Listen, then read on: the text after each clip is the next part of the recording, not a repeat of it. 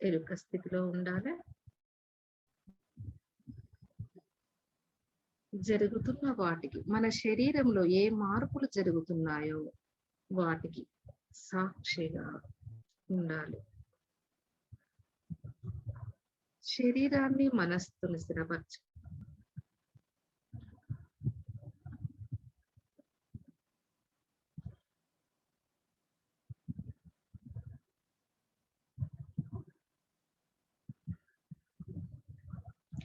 ఆ శ్వాసను గమనించడం వలన నిర్మల స్థితికి, నిశ్చల స్థితికి వస్తాము.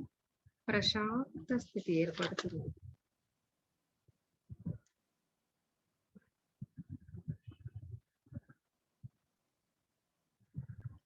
ధ్యానం అంటే మరేమీ కాదు, మన లోపలికి మనం ప్రయాణం చేయడమే. మన లోపలికి మనం ప్రయాణం చేయడమే.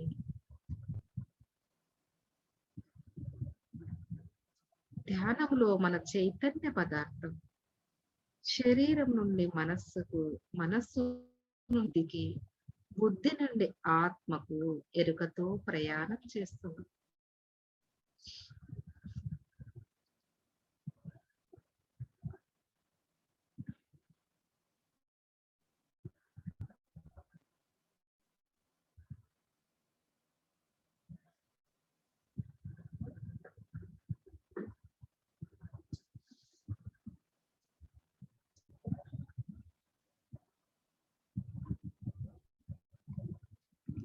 ధ్యానం భోగ నివారిణి, ధ్యానం సకల భోగకారిణి, ధ్యానం సత్య జ్ఞాన ప్రదాయిని.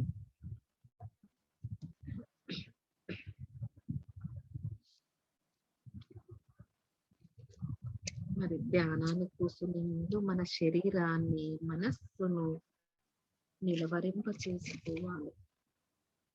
అంటే శారీరక కదలికలు చూడటం కానీ, మాట్లాడటము, ఆలోచించే అన్ని కూడా నిలిపివేయాలి.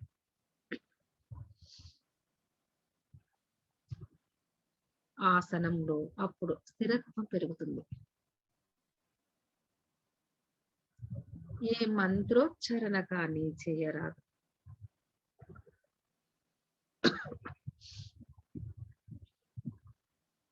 మన మనస్సు మరేమీ కాదు, ఆలోచనల పుట్ట. అనుక్షణం ఎన్నెన్నో ఆలోచనలు మొదలవుతూ ఉంటాయి. వాటి ఎన్నో ప్రశ్నలు వస్తుంటాయి.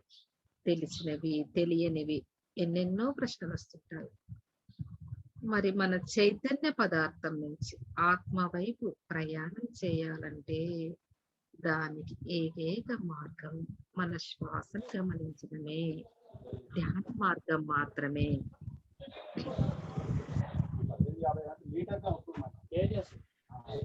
అందుకే మన ధ్యానాన్ని కూర్చునే ముందు పూర్తి విశ్రాంతితో ఈ దేహాన్ని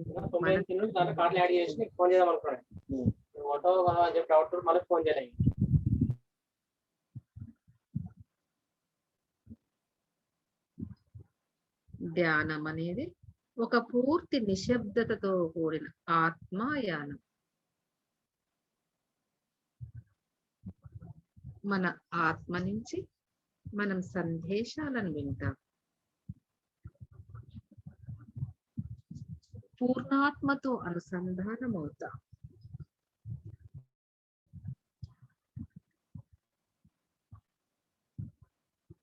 ఈ విశ్వంలో మన జీవిత గమ్యమేమిటో తెలుసుకుంటాం.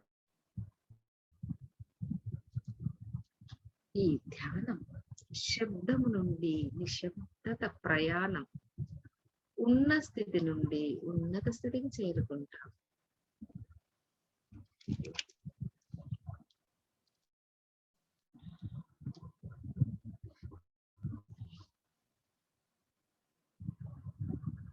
మరి చేయడం వల్ల కూడా మనకి ఎన్నెన్నో లాభాలు. మానసిక నిశ్శబ్దాన్ని ధ్యానం మనశ్శాంతిని ఇస్తుంది. భౌతిక శరీరానికి విశ్వశక్తిని ఇస్తుంది. నాడీ మండలము శుద్ధి అవుతుంది. మూడవ కన్ను ఉత్తేజితం అవుతుంది. మన గత జన్మల గురించి తెలుసుకుంటాం. సూక్ష్మ శరీరయానము అనుమతి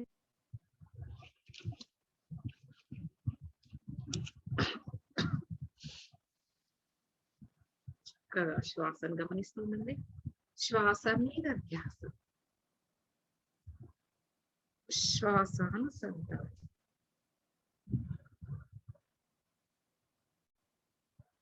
శ్వాసధారతో ఏకం కండి.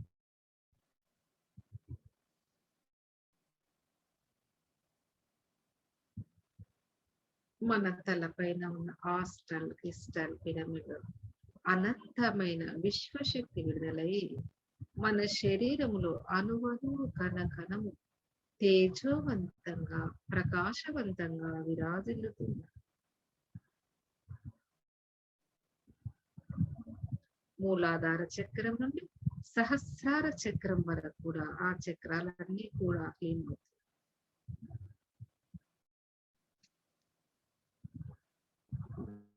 శ్వాసను మూలాధార చక్రం నుండి గమనించే. మూలాధార చక్రం అంటే నాభి భాగంలో, నాభి కింది భాగంలో ఉంటుంది. దాని రంగు ఎరుపు, అది భూమి తత్వం ఉంటుంది. 4 రేకుల పద్మం. మరి ఆ మూలాధార చక్రానికి ఆ శ్వాసను ఇవ్వండి. మూలాధార చక్రం నుండి సహస్రార చక్రం వరకు గమనించండి.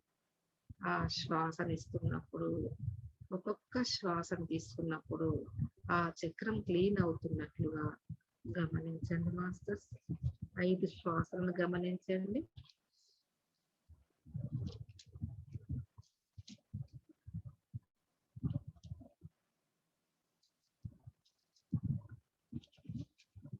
గోల్డెన్ కలర్ శ్వాసను ఊహించుకోండి. ఆ గోల్డెన్ కలర్ శ్వాసను మూలాధార చక్రానికి ఇస్తున్నట్టుగా గమనిస్తూ ఉండండి.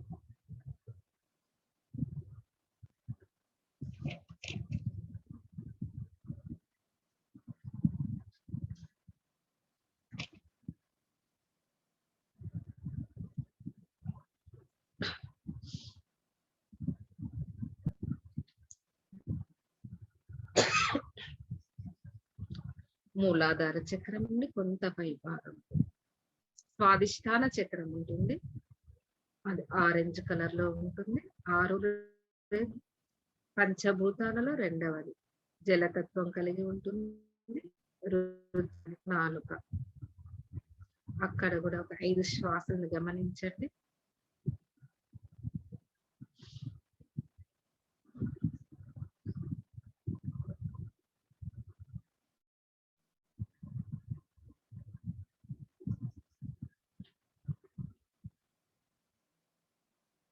మనం శ్వాస తీసుకునేటప్పుడు ఆ చక్రం శ్వాస క్లీన్ అవుతున్నట్టుగా ఊహించుకోండి మాస్టర్.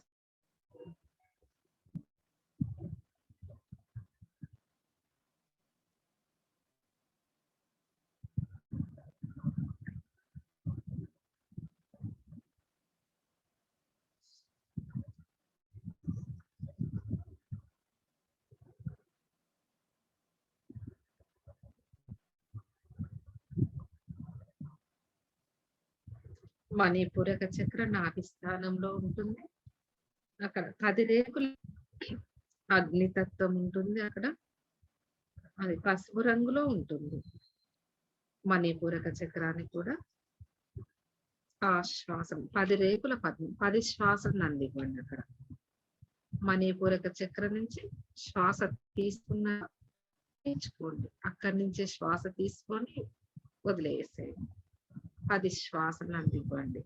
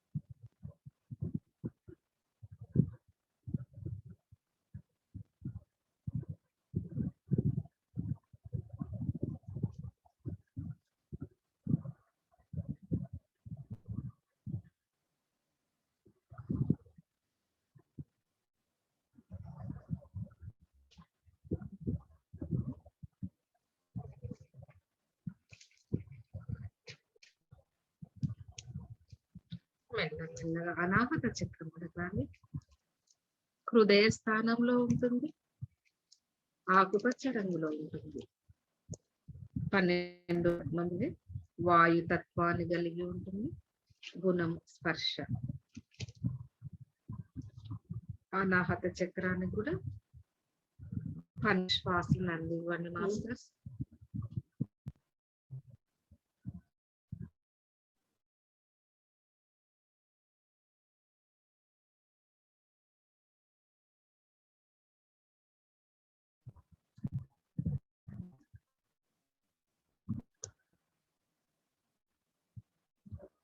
ఆకుపచ్చ రంగులో ఉంటుంది. 12 శ్వాస. మనం శ్వాస అందించినాక అనాహత చక్రం క్లీన్ అవుతున్నట్లుగా ఊహించుకోండి. మనం గమనిస్తూ ఉండండి.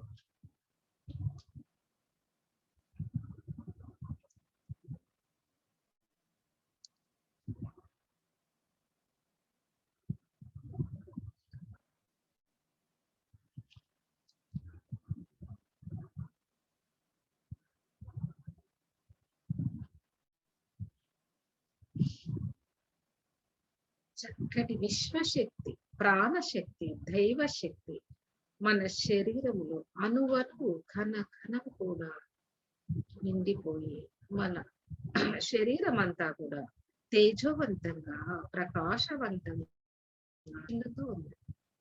చక్కగా గమనిస్తూ ఉండండి. కేవలం గమనం మాత్రమే.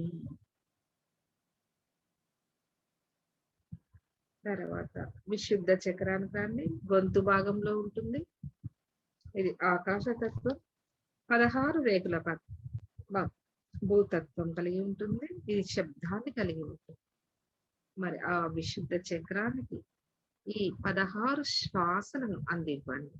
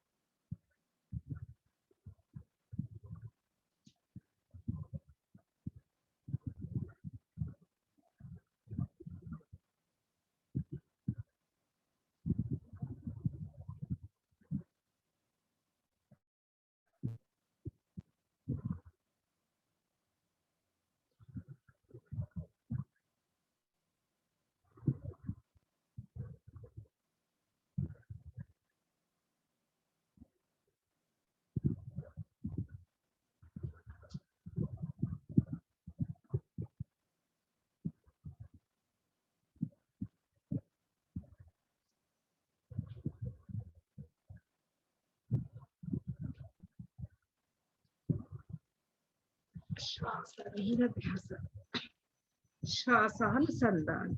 శ్వాసధారతో ఏకమవుతాం. శ్వాసధారను మనసు ధార.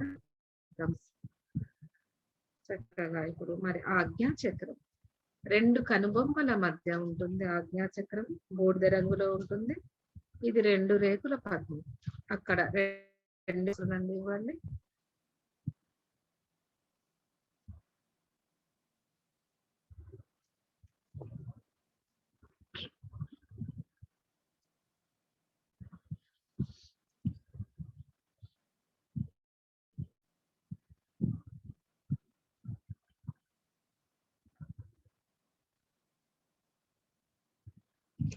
తర్వాత సహస్రార చక్రం 1000 రేకుల పద్మం.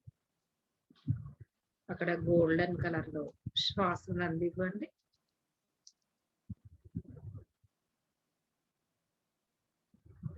ఒక 11 గమని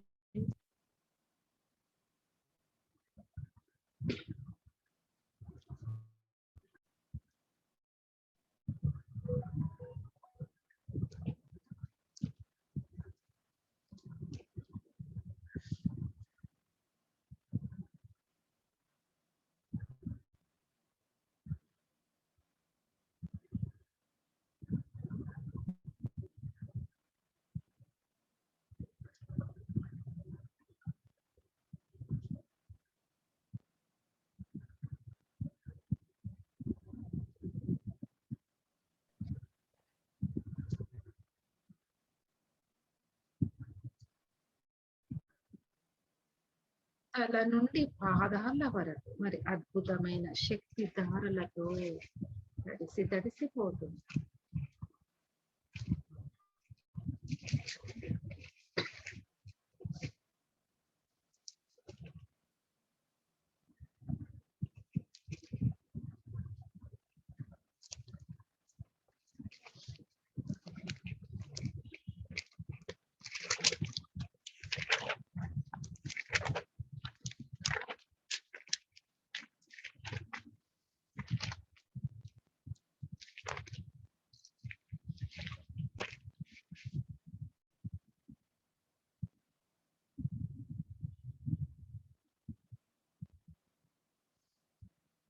అద్భుతంగా మన లోపలికి మనం ప్రయాణం చేస్తున్నాము. కొన్ని దివ్య సంకల్పాలు అనుకోండి. మనం ఏది అనుకుంటే మన ఆలోచన ఎత్తుదో అదే విశ్వం నుండి మనకు వస్తుంది. మనసులో అనుకోండి, నన్ను నేను ప్రేమిస్తున్నాను, నన్ను నేను ఇష్టపడుతున్నాను, నాతో నేను ఏకమై ఉన్నాను, మరి పరమాత్మతో ఏకమై ఉన్నాను, ఈ భూమి తల్లితో ఏకమై ఉన్నాను, పంచభూతాలతో ఏకమై ఉన్నాను, ఈ ప్రకృతిలోను సహజ జీవరాశులతో ఏకమై ఉన్నాను,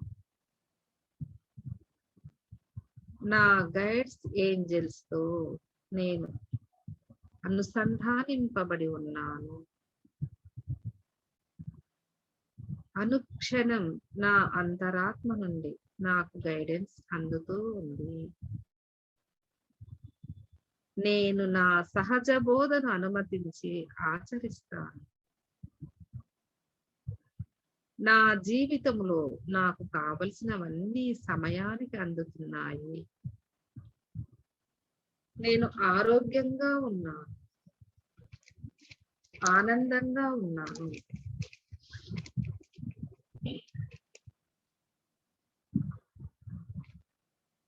నేను సకల సంపదలతో సమృద్ధిని కలిగి ఉన్నాను. నా జీవితంలో అన్ని సవ్యంగానే జరుగుతున్నాయి.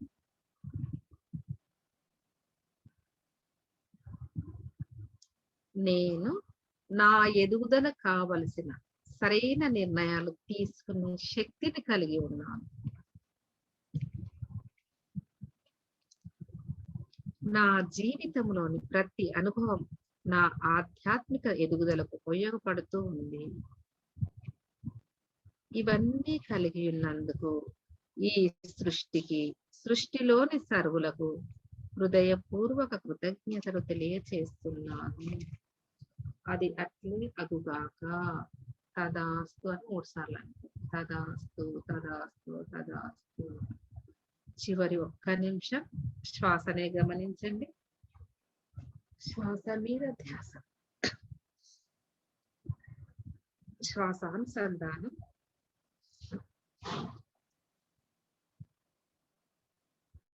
ఈ ధ్యానంలో తీసుకునే తల మధ్య బ్రహ్మరంధ్రం ఉన్న అనంతమైన శక్తి విడుదలై మన శరీరములోని అణువణువు కణకణం తీర్థమై ప్రకాశవంతమైపోయి చివరిగా 30 seconds, 20 seconds,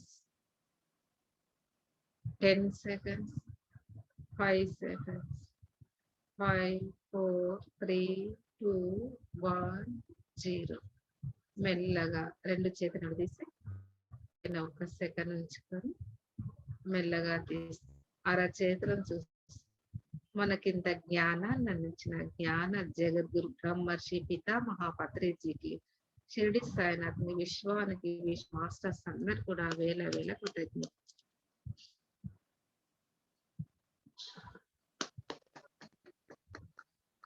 okay madam. Radha madam ఇంకా. Thank you madam.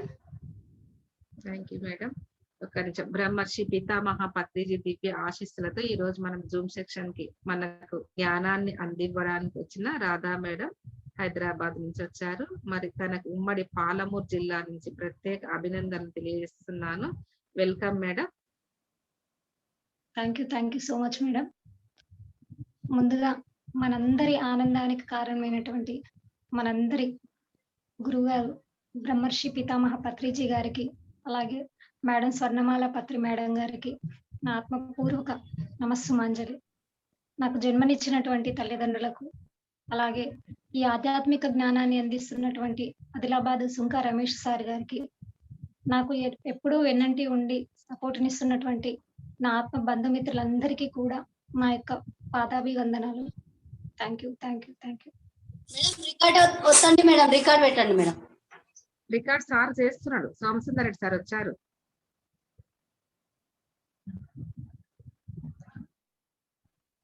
Okay madam, start.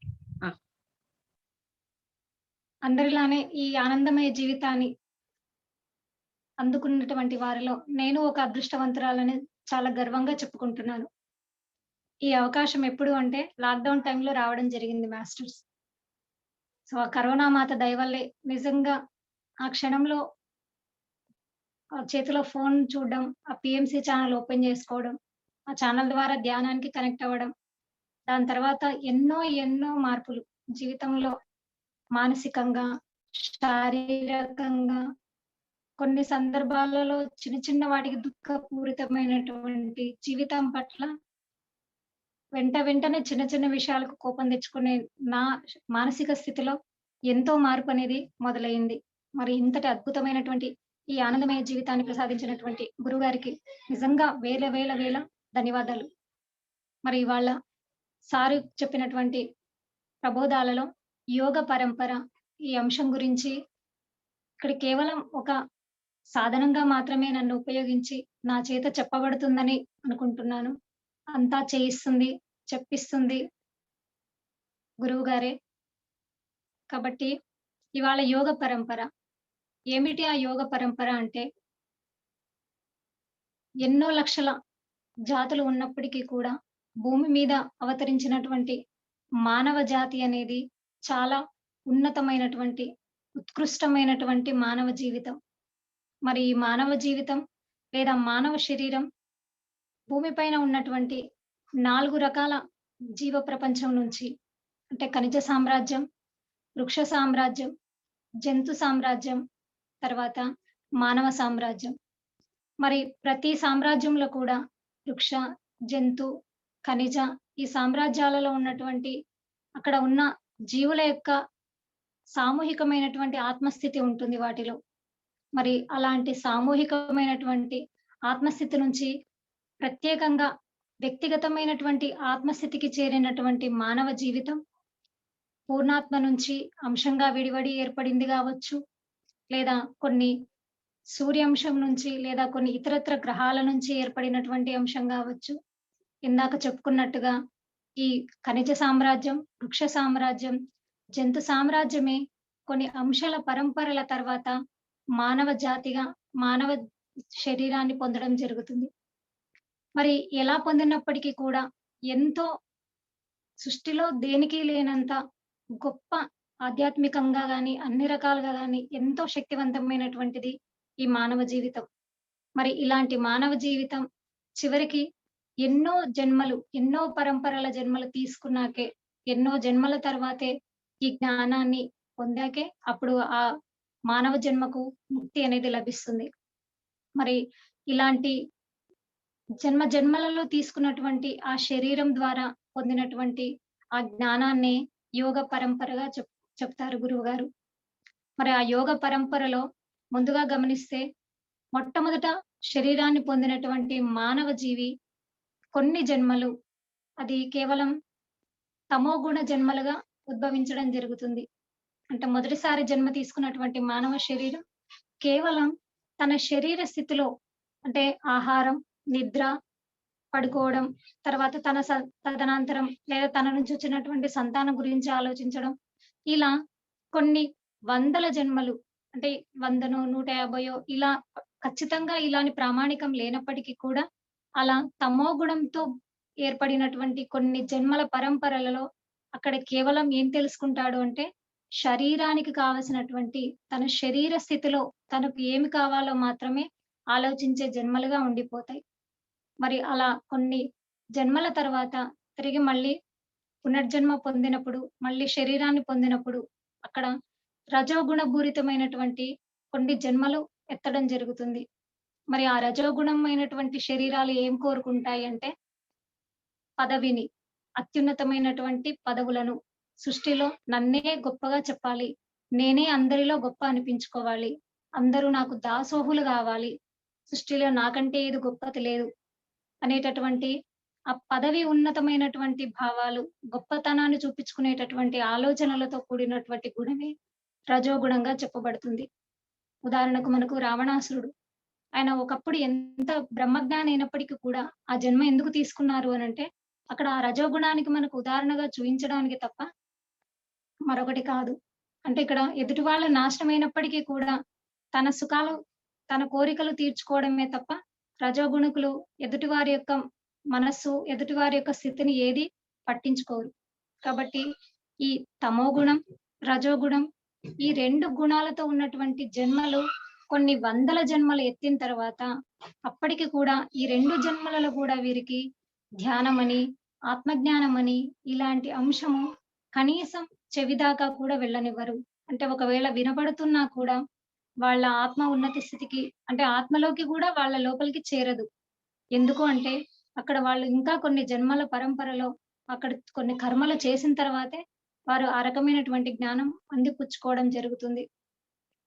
తర్వాత ఈ తమోగుణ, రజోగుణ అయిపోయిన తర్వాత పొందేటటువంటి మరో జన్మ ఏదైతే ఉందో మరికొన్ని జన్మలలో అప్పుడు వారికి కొంత జ్ఞానం అనేది అందుతుంది.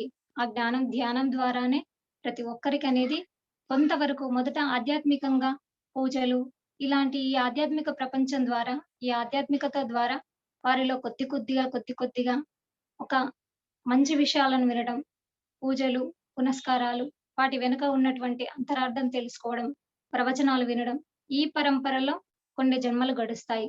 చివరికి ఎన్ని దాదాపుగా అంటే ఇక్కడ లెక్క ప్రమాణంగా కరెక్ట్‌గా చెప్పకపోయినప్పటికీ కూడా దాదాపు 300 జన్మలు, 350 జన్మలు ఎత్తిన తర్వాతే ఆ జీవికి ధ్యానం ద్వారా ఒక జ్ఞానం అనేది ప్రసాదించబడుతుంది. చూడండి మాస్టర్స్, మరి ఇన్ని జన్మలలో ఎంత కష్టాన్ని, దుఃఖాలను, బాధలను, అనేక రకాల సమస్యలను అంటే అవన్నీ కూడా శరీరంతోనే అనుభవిస్తాము. అంటే శరీర స్థితిలోనే అవన్నీ పొందుతామని మనకు తెలుసు. కానీ మొదట జన్మ తీసుకున్నటువంటి జన్మలకు, ఆత్మలకు ఇవన్నీ కూడా తెలీదనమాట. కాబట్టి ఏదైతే చివరి జన్మలో ఉంటాయో అంటే దాదాపు 300 పైన జన్మలు, 350 జన్మలు తీసుకున్నటువంటి ఆ జీవికి మాత్రమే ధ్యానం అనేది లేదా ఈ జ్ఞానానికి సంబంధించినటువంటి అంశం అనేది వారి దాకా చేరుతుంది. ఇప్పుడు మనం చూస్తాం సొసైటీలో మన చుట్టుపక్కల ఉండే వాళ్ళకు కూడా చాలా చోట్ల చెబుతా ఉంటాం. మేడం ధ్యానం ఇలా చేయండి. మీకు ఏ రకమైనటువంటి సమస్యలుండవు. ఆరోగ్యం బాగవుతుంది. అనేక రకాల మానసిక ఒత్తిళ్లు తగ్గుతాయి అని మనకు తెలిసినంత జ్ఞానం ఎదుటి వాళ్ళకి బోధిస్తూ ఉంటాం, చెప్తూ ఉంటాం. కానీ అక్కడ కొన్ని జన్మలు ఎందుకు వినవు అనేది ఇక్కడ ఈ జ్ఞానం ద్వారా తెలిసింది. ఎందుకంటే వాళ్ళు ఇంకా కొన్ని జన్మల పరంపరలో ఇలాంటి కర్మలంటే కొన్ని కర్మల ద్వారానే వారి జ్ఞానం అనేది తెలుసుకోవడం జరుగుతుంది కాబట్టి అప్పటికే వారికి ఇలాంటి జ్ఞానం అనేది చేరదు. కాబట్టి వారి స్థితిలో వారు రైటే. ఎవరిని కూడా బలవంతం చేయకూడదు అనేటటువంటి విషయము ఈ సార్ యొక్క కొన్ని ప్రవచనాలు వినడం ద్వారా తెలిసినటువంటి విషయం. కాబట్టి మాస్టర్స్ మనం మొదటి జన్మ తీసుకున్నప్పటి నుంచి ఏదైతే చివరి జన్మలు అని అనుకుంటామో ఈ జన్మల యొక్క పరంపరలో సాగేటటువంటి ప్రయాణమే యోగ పరంపర. మరి ఆ యోగ పరంపరలో ఏముంటాయి, దేని గురించి చెప్పారు మనకు గురువు గారు అంటే ఇక్కడ ముఖ్యంగా 4 అంశాలనేవి చెప్పడం జరిగింది. వాటిలో కర్మయోగం, రెండవది భక్తి యోగం, అలాగే మూడవది ధ్యాన యోగం, తర్వాత నాలుగవది రాజయోగం. మరి ఈ 4గింటిలో మొదటగా సార్ ఏమంటారంటే గురువుగారు ధ్యాన యోగం అనేది మన PSSM లో లేదని చెప్తారు. అంటే క్షమించాలి, భక్తి యోగం అనేది లేదని చెప్తారు. భక్తి అనేది ఇక్కడ మనం చూస్తున్నటువంటి విగ్రహారాధన కాదు. అంటే దేవుడు ఒక విగ్రహంలో ఉన్నాడు, లేదా కేవలం ఒక దానికి పరిమితమై ఉన్నాడు. అలా చేస్తేనే అదే ఒక రకమైనటువంటి భక్తి అనేది ముమ్మాట కాదు, ఒప్పుకోరనమాట మన పిఎస్ఎస్ఎం మూవ్‌మెంట్. ఎందుకు అంటే ఇక్కడ భక్తి అనేది ఏమిటి అంటే కేవలం నీలో ఉన్నటువంటి దైవాన్ని గుర్తించడమే.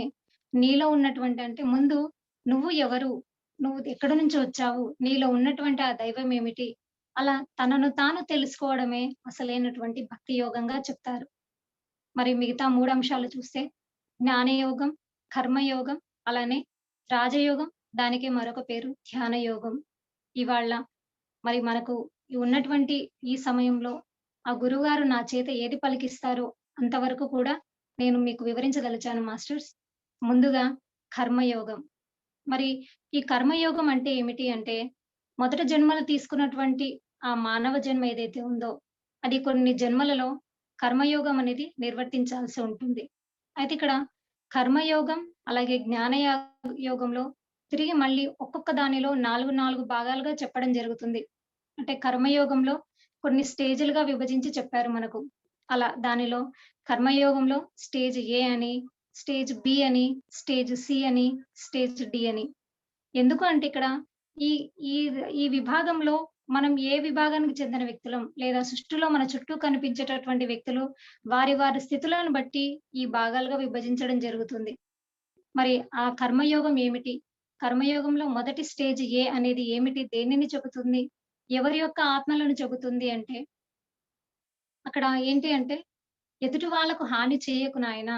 అంటే ఎదుటి వారికి మేలు చేయకపోయినా పర్వాలేదు గానీ కీడు చేయకు అని చెప్పే అంశమే ఇక్కడ స్టేజ్ ఏ. అంటే కొందరిని మనం చూస్తుంటాం. వాళ్ళు ఎదుటి వాళ్ళకు హాని చేయరు. కానీ ఎదుటి వారికి లాభం చేయకపోయినప్పటికీ కూడా ఎలాంటి కీడు చేయొద్దని చెప్తారు.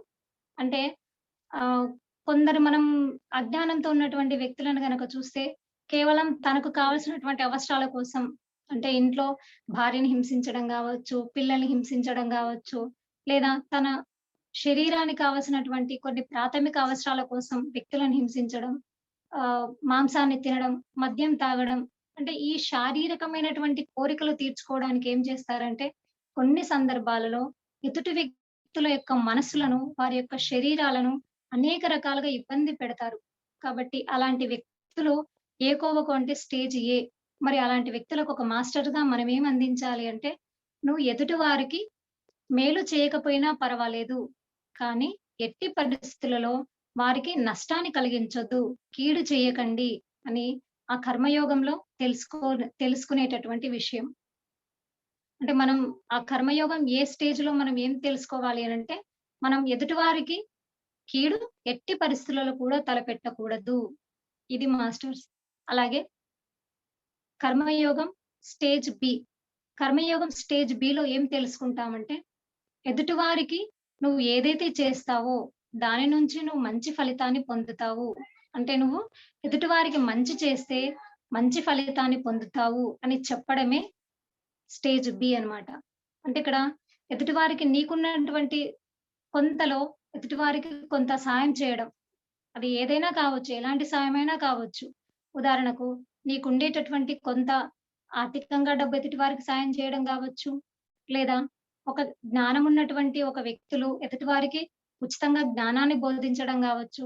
అంటే నీకు ఏదైతే వీలవుతుందో నీ దగ్గర ఉన్నటువంటి ఆ యొక్క ఏదైనా కావచ్చు, ఆర్థికంగా, మానసికంగా, శారీరకంగా నీకు ఎలాంటిది వీలవుతుందో అలాంటిది ఎదుటి వారికి ఎప్పుడైతే సహాయం చేస్తావో ఆ సహాయం వారికిస్తూనే నువ్వు పొందుతావు అని చెప్పడమే స్టేజ్ బి దశలో గురువుగారు అందించారు. అలాగే స్టేజ్ సి.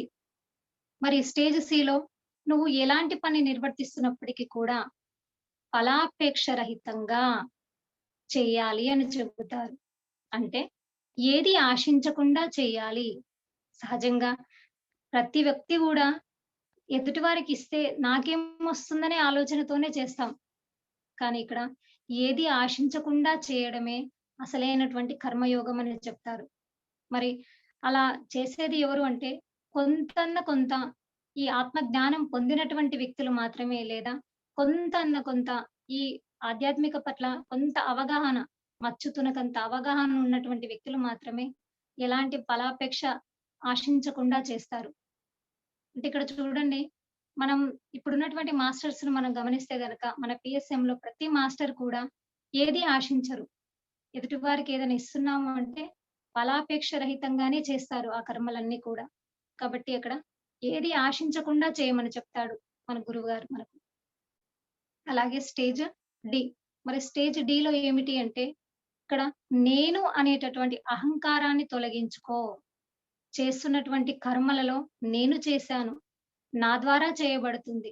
ఎప్పుడైతే ఈ నేను, నా అనేటటువంటివి ఆ అహంకారానికి ప్రతిరూపమైనటువంటి ఆ పదాలను ఉపయోగిస్తామో, అక్కడ మన ఆత్మ అనేది ఉన్నతికి అడ్డుగా ఏర్పడుతుంది. కాబట్టి ఆ నేను అనేటటువంటి పదాన్ని తొలగించి నీ ద్వారా ఆ కార్యాన్ని, ఆ కర్మయోగం అనేది నిర్వహించమంటారు. అయితే మరి నేను అనే పదం ఎప్పుడు తొలగిపోతుంది అనంటే, మనకు ఆ ఆత్మజ్ఞానం ఎప్పుడైతే అందుకుంటామో, అప్పుడే ఈ నేను అనేటటువంటిది తొలగించుకోబడుతుంది. అంటే నేను అనేది ఇక్కడ శరీర స్థితి నుంచి నేను అని గుర్తిస్తాం ప్రతిసారి. మరి అసలు నేను ఎవరిక్కడ? ఆ లోపల ఉన్నదే నేను అనేది మనకు ధ్యానం ద్వారా, అంటే ఈ శ్వాసను గమనించడం ద్వారా అసలు ఈ శరీరం నాది కాదు, ఇది నేను కాదు, ఇది కేవలం ఒక రెంటులో ఉన్నటువంటి, అంటే రెంట్‌కి రెంటెడ్‌గా ఇంట్లో ఉన్నటువంటి వ్యక్తులం ఎప్పటికైనా అది ఖాళీ చేసి ఎలా అయితే వెళ్ళిపోతామో, అలానే ఈ శరీరం కూడా ఒక అద్దెకు తీసుకోబడినటువంటి వస్తువు. ఇది ఎప్పటికైనా కూడా వాటిని వదిలేసి ఎళ్ళిపోవాల్సినటువంటిదే తప్ప, ఇది నాకు తోడుగా వచ్చేది కాదు. అసలు మరి లోపల ఉన్నది ఎవరు అంటే, ఆ కనిపించనిది, చూస్తున్నది, చూయించబడేది, మాట్లాడించబడేది, అదే అసలైన నేను. మరి ఆ నేనుని ఎప్పుడైతే పట్టుకుంటామో, ఈ నేను అనేది ఎప్పుడు కూడా మనలో అంటి ఉండదు. కాబట్టి ఇది కర్మయోగంలో మనకు మన గురువుగారు మనకు అందించినటువంటి సందేశం. మళ్ళీ ఒకసారి కర్మయోగం 1లో 4 భాగాలుగా, 4 అంశాలుగా మనకు గురువుగారు చెప్పారు. అది మొదటిది స్టేజ్ ఏ. ఎదుటివారికి కష్టం కలిగించొద్దు. అంటే లాభాన్ని కలిగించకపోయినా పర్వాలేదు గానీ, నష్టాన్ని ఎట్టి పరిస్థితులలో ఎదుటివారికి కలిగించొద్దు. రెండవ అంశం, హ్మ్. ఎదుటివారికి ఏదైతే అందిస్తావో, అంటే ఎదుటివారికి ఏమిస్తావో, నువ్వు అంతకు మించి రెట్టింపు ఆనందాన్ని పొందుతావు. లేదా ఎదుటివారికిచ్చేటటువంటి ఆనందం, నీకు అలాంటి ఆనందాన్నే పొందుతావు. ఇది రెండవది. ఇక మూడవది, ఫలాపేక్షం లేకుండా, ఎలాంటి ఫలితాన్ని ఆశించకుండా ఎప్పుడైతే నువ్వు కర్మయోగాన్ని చేస్తావో, కర్మలను నిర్వర్తిస్తావో, అక్కడ ఆ కర్మల ఫలితాన్ని నువ్వు ఏది కూడా అంటుకోదు నీకు. తర్వాత చివరిది, నేను అనేటటువంటి ఆ అహంకారాన్ని, ఆ పదాన్ని లేకుండా కర్మలను చేయమని చెప్తారు. ఇది మాస్టర్స్ కర్మయోగం. మన యోగ పరంపరలో కర్మయోగం 1, కర్మయోగం 2, అలానే జ్ఞానయోగం 1, జ్ఞానయోగం 2, తర్వాత ధ్యాన యోగం, దానినే రాజయోగం అని అంటారు. మరి కర్మయోగం 1, ఈ కర్మయోగం 1 నిర్వర్తించడానికి కొన్ని వందల జన్మలు మానవుడు తీసుకోవడం జరుగుతుంది. మరి ఈ వందల జన్మల తర్వాత తిరిగి మళ్ళీ ఆ శరీరం జన్మను పొందిన ఆ ఆత్మ శరీరాన్ని పొందినప్పుడు తిరిగి అక్కడ జ్ఞాన యోగంలోకి రావడం జరుగుతుంది. మరి అంతకు ముందు దాకా ఎంత జ్ఞానాన్ని అందిస్తున్నా, ఎంత జ్ఞానం మన చెవులకు వినబడుతున్నా, అది లోపలి దాకా చేరుకోదు, వెళ్ళదు. ఎందుకంటే అక్కడ ఈ రకమైనటువంటి కర్మల ద్వారానే మనం జన్మలను పొంది అక్కడ కొంత జ్ఞానం తెలుసుకోవడం జరుగుతుంది. మరి ఆ జ్ఞానయోగం ఏమిటి అంటే, ఈ జ్ఞానయోగంలో కూడా మళ్ళీ 4 స్టేజులున్నాయి. వాటిలో ఒకటి శ్రవణం, రెండోది స్టేజ్ బి మననం, మూడోది నిధిధ్యాసనం, నాలుగోది సాక్షాత్కారం. మళ్ళీ ఒకసారి శ్రవణం, మననం, నిధిధ్యాసనం, నాలుగోది సాక్షాత్కారం. మరి స్టేజ్ ఏ ఏమిటి శ్రవణం అనంటే, అప్పటిదాకా ఏదైతే కర్మయోగం మొదటి దానిలో మనం మొదటి దశలో ఏంటంటే కేవలం మన కోసం మనమే బతకడం. రెండో దశలో ఎదుటివారికి అంటే మనకున్నంతలో ఎదుటివారికి అందించడం. ఇక మూడో దశలో ఏది చేసినా కూడా భగవంతుడు నాకు ఏమి ఇచ్చినా సరే, ఇవ్వకపోయినా సరే అని ఎలాంటి ఫలాన్ని ఆశించకుండా చేయడం. నాలుగో దశలో అక్కడ నేను కాదు చేస్తుంది, ఆ పరమాత్ముడే నా చేత చేయిస్తున్నాడనే జ్ఞానాన్ని కొంత తెలుసుకుంటాం. కానీ అక్కడ మనకు ఎలాంటిది అంటే ఒక దైవం పట్ల ఒక దైవికత ఆహ్, ప్రవచనం గాని, లేదా ఒక ఆధ్యాత్మికమైనటువంటి అంశాలు గాని, అవేవి కూడా కర్మయోగం 1లో ఏవి చేయరు. చేయనటువంటి పరిస్థితి అన్నమాట. మరి జ్ఞానయోగంలో ఏమవుతుంది అనంటే, కొన్ని జన్మల పరంపర తర్వాత జ్ఞానయోగంలో వినడం మొదలెడతాడు. అంటే మొదటిసారి శ్రవణానికి చాలా సుముఖత చూయిస్తాడు.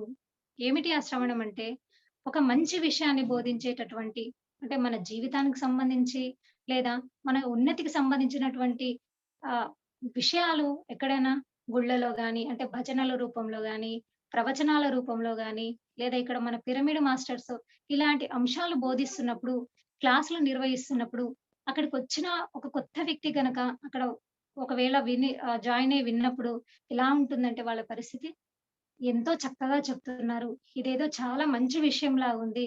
వీళ్ళు చెబుతున్నంత ప్రతి విషయం గూడా నాకు ఎంతో ఆనందాన్నిస్తుంది అని అక్కడ శ్రవణం చేయడం జరుగుతుంది. అంటే వినడానికి సుముఖత చూయిస్తుంది ఆ శరీరం. అలాగే విన్నటువంటి విషయాన్ని ఇంటికి వెళ్ళాక ఆ యొక్క శరీరం పొందినటువంటి జీవి పదే పదే అనుకుంటుంది. ఇవాళ అక్కడ పలానా చోట చెప్పినటువంటి విషయము నిజంగా చాలా బాగుంది. అది ఎంతో ఆనందాన్ని కలిగించింది.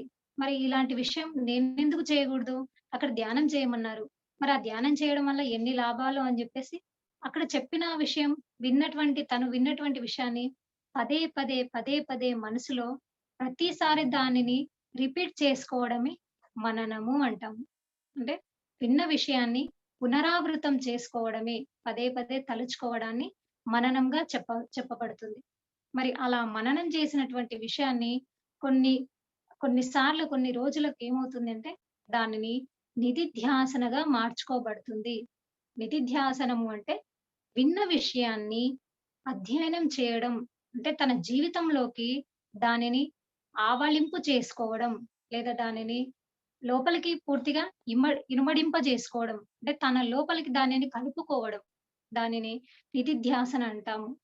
అలాగే ఆ నిధిధ్యాసన తర్వాత ప్రతి అంశాన్ని గూడా తను ఎదురుగా సాక్షిగా ఉండి గమనించడమే సాక్షాత్కారం. అంటే దీన్ని ఒక చిన్న ఎగ్జాంపుల్‌గా, ఒక చిన్న ఉదాహరణగా చెప్పుకోవచ్చు మాస్టర్స్. ఏమిటి అంటే నాకున్న కొంత పరిజ్ఞానంతో నేను మొదటిసారి ఈ ధ్యానంలోనికొచ్చినప్పుడు మొదట పీఎంసీ ఛానెల్ చూడడం జరిగింది. మరక్కడ చూసినప్పుడు మొదటిసారి వినడం అంటే శ్రవణం చేశాను. చేసినప్పుడు అనిపించింది. నిజంగా ఒకరోజు చూశాను. ఆగస్టు ఆగస్టు ఫస్ట్ రోజనమాట. ఆగస్టు మొదటి రోజే అది చూడడం జరిగింది నైట్. అలానే నెక్స్ట్ డే పౌర్ణమి అన్నమాట. ఆగస్టు రెండవ రోజు పౌర్ణమి ఉన్నదక్కడ. అలా చూస్తున్నప్పుడు ఇంకొక వీడియో చూశాను. ఇంకొకటి చూశాను. అలా చూస్తున్నంత కొద్దీ అక్కడ వాళ్ళ యొక్క అనుభవాలు చెప్పడం, అంశం నాకు కొత్తగా అనిపించింది. అది వింటున్నంత సేపు పదే పదే వినడం, విన్న తర్వాత నిజంగా ప్రతి వ్యక్తికి గూడా అంటే సృష్టిలో ఉన్నటువంటి ప్రతి జీవికి కష్టాలుంటాయి. మరి వాళ్ళు ఎంతో కష్టాలు అనుభవించి, ఆ కష్టాల నుంచి బయటపడ్డారు అని చెబుతున్నారు. అది ప్రతిసారి నా మెదడులో అలా రీకాల్ జేసుకోవడం. దాన్ని పదే పదే పునరావృతం జేసుకోవడం, గుర్తు జేసుకోవడం అనేది జరిగింది. అంటే దీనిని మొదటిసారి వినడం అనేది శ్రవణమవుతుంది. దానిని విన్నాక దానిని నేను ఎన్నో సార్లు గుర్తు చేసుకున్నాను మనసులో. వాళ్ళలా చేశారా? నిజంగా వాళ్ళ జీవితం ఇంత అద్భుతంగా మారిందా? మరి ఇలా మారినటువంటి వారి జీవితం ఇప్పుడు ఎంతో ఆనందమయంగా ఉంది అంటున్నారు. అలా అని జెప్పేసి దాన్ని నేను పదే పదే మనసులో అనుకున్నాను. అలా తర్వాతేంటి మరి నేనెందుకు చేయకూడదు? నాకు కొంత మానసికంగా ఒక రకమైనటువంటి వేదనకు చిన్న బాధే అన్నమాట. బట్ ఆ తర్వాత తెలిసింది. మన ఇంట్లో లేదా అంటే మనం ఏర్పరచుకున్నటువంటి బంధాలన్నీ కూడా మనం ఎదగడానికే మనకు మనం ఏర్పరచుకున్నాం తప్ప, అంటే నాకు నేను తీసుకున్నాను తప్ప, ఇక్కడ ఎవరో నన్ను అంటున్నారని గాదు, ఎవరో నన్ను బాధ పెడుతున్నారనేది ఆ వాస్తవాన్ని, ఆ సత్యాన్ని ధ్యానంలోనికొచ్చాక తెలిసింది. మరి అలా నాకున్నటువంటి కొంత మానసిక ఒత్తిడి, కొంత శారీరకంలో కొన్ని అనారోగ్య సమస్యలుండేవి. అది తగ్గించుకోవాలనైతే అనుకోలేదు. బట్ అక్కడ వాళ్ళేదో చేశారు. మరి నేనెందుకు చేయగూడదు? నిజంగా తెలుసుకోవాలి. అలా నిజంగా నా లోపల గూడా ఇది సత్యం అవుతుందా? నిరూపితం అవుతుందా? అని నేను దానిని అధ్యయనం చేయడం మొదలెట్టాను. అంటే నా లోపలికి ఆ విన్న విషయాన్ని, మననం చేసిన విషయాన్ని నా లోపల జీర్ణించుకునేలా చేశాను. మరి ఆ రోజు ఆగస్టు 2వ తేదీ రోజు పౌర్ణమి కావడం వల్ల పౌర్ణమి ధ్యానం మూడింతల ఎనర్జీని ఇస్తుందనేది అక్కడ విన్నటువంటి మాస్టర్స్ సందేశాన్ని తెలుసుకొని ఆ రోజు రాత్రి దాదాపుగా 9, 9:30 సమయంలో కూర్చొని మొదటిసారి ఒక 2 గంటలు అలా కూర్చోవడం జరిగింది. అప్పుడు అలా దానికి కనెక్ట్ అయిపోయి ఇక ప్రతిరోజు మనకు ఎలా అంటే మంచి అంటే మన శరీరానికి రుచించినవి ఏదైతే పదార్థాలు ఉంటాయో ఎప్పుడు దానినే కోరుకున్నట్టు, ఈ ఆత్మకి ఏదైతే ఇష్టమైనటువంటి విషయాన్ని ఒక్కసారి పట్టుకున్నదంటే, అక్కడ ఎట్టి పరిస్థితులలో దాన్ని వదలదు. ఇక ఆ రోజు నుంచి ప్రతిరోజు కూడా అదే టైంలో అంటే దాదాపు రాత్రి పనులన్నీ ముగించుకొని కూర్చొని చేస్తున్న ఆ సందర్భంలో అలా ధ్యానం చేయడం, వారి యొక్క అనుభవాలు వినడం, ఇలా కొంతకాలం ఆగస్టు, సెప్టెంబర్, అక్టోబర్ ఈ 3 నెలలనేది సాధన చేయడం జరిగింది. మరి ఆ సాధనలో ఎంతో శరీరంలో కొంత మార్పు కనిపించింది. తర్వాత నవంబర్ ఆ టైంలో నరేంద్ర సూరి సార్ వాళ్ళ సెషన్‌లో జాయిన్ అయినప్పుడు అక్కడ సజ్జన సాంగత్యం, తర్వాత అక్కడ పొందినటువంటి జ్ఞానం ద్వారా, ఆ ప్రబోధాల ద్వారా పొందినటువంటి జ్ఞానం ద్వారా ఎంతో అంటే తెలుసుకున్నది చాలా తక్కువ. బట్ ఆ తక్కువ తెలుసుకున్న జ్ఞానంతోనే జీవితంలో ఎంతో ఆనందాన్ని, ఆనందం కన్నా ఇక్కడ నాలో ఉన్నటువంటి చిన్న చిన్న ఆ లోపాలను సవరించుకుంటూ, ఏ విషయం జరిగినా కూడా దానికి అతిగా దానికి రియాక్ట్ అవ్వకపోవడం, అతిగా దానికి గురి కాకపోవడం, తర్వాత ఆ దుఃఖాన్ని అంటే శరీరం వరకే తీసుకోవడం, మనసు దాకా దానిని పోనివ్వకపోవడం. ఇది ప్రతి ఒక్కరి జీవితంలో జరిగేవే ఇలాంటి చిన్న చిన్న విషయాలనేది. సో, వాటి పట్ల ఎరుక స్థితిలో ఉండి గమనించడం అనేది జరిగింది. మరి ఇలా నిధిధ్యాసనం చేయడం అంటే, దానిని అధ్యయనం చేయడం. మరి చివరిది ఏమిటి అంటే, ఆత్మ సాక్షాత్కారం. మరి ఏమిటి సాక్షాత్కారం అనంటే, జరుగుతున్నటువంటి ప్రతి విషయాన్ని మన జీవితంలో జరిగే ప్రతి అంశాన్ని కూడా సాక్షిగా ఉండి గమనించడమే సాక్షాత్కారం. మరి ఏమిటి ఆ సాక్షాత్కారం అనంటే ఇక్కడ మొదట్లో ఇది అంత అర్థమయ్యేది కాదు మాస్టర్స్ నాకు. సాక్షిగా ఉండి గమనించు, సాక్షిగా ఉండి గమనించు అంటే ఏమిటి ఆ సాక్షిగా అనేది అంత అర్థం అవ్వలేదు నాకు. ఈ మధ్య తెలిసినంత కొన్ని క్లాసులు అంటే ధమ్మపదం ఇలాంటివి విన్నప్పుడు ఇక్కడ మేడం చెప్తున్నటువంటి క్లాసుల ద్వారా ప్రతీదీ అక్కడ విని ఇలా ఓహో! సాక్షాత్కారం అంటే ఇలా అంటే చూస్తుంది నేను కాదు. నా ఈ శరీరం కాకుండా లోపల నుంచి ఏదో ఉంది.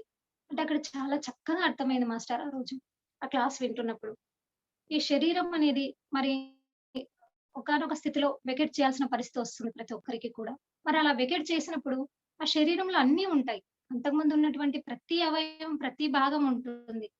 మరి అన్నీ ఉన్నప్పటికీ అక్కడ ఏది కదలలేకుండా ఎందుకు ఉందంటే, ఆ చైతన్య స్థితి లోపల నడిపించేదనేది శరీరాన్ని వదిలి బయటికెళ్ళిపోయింది.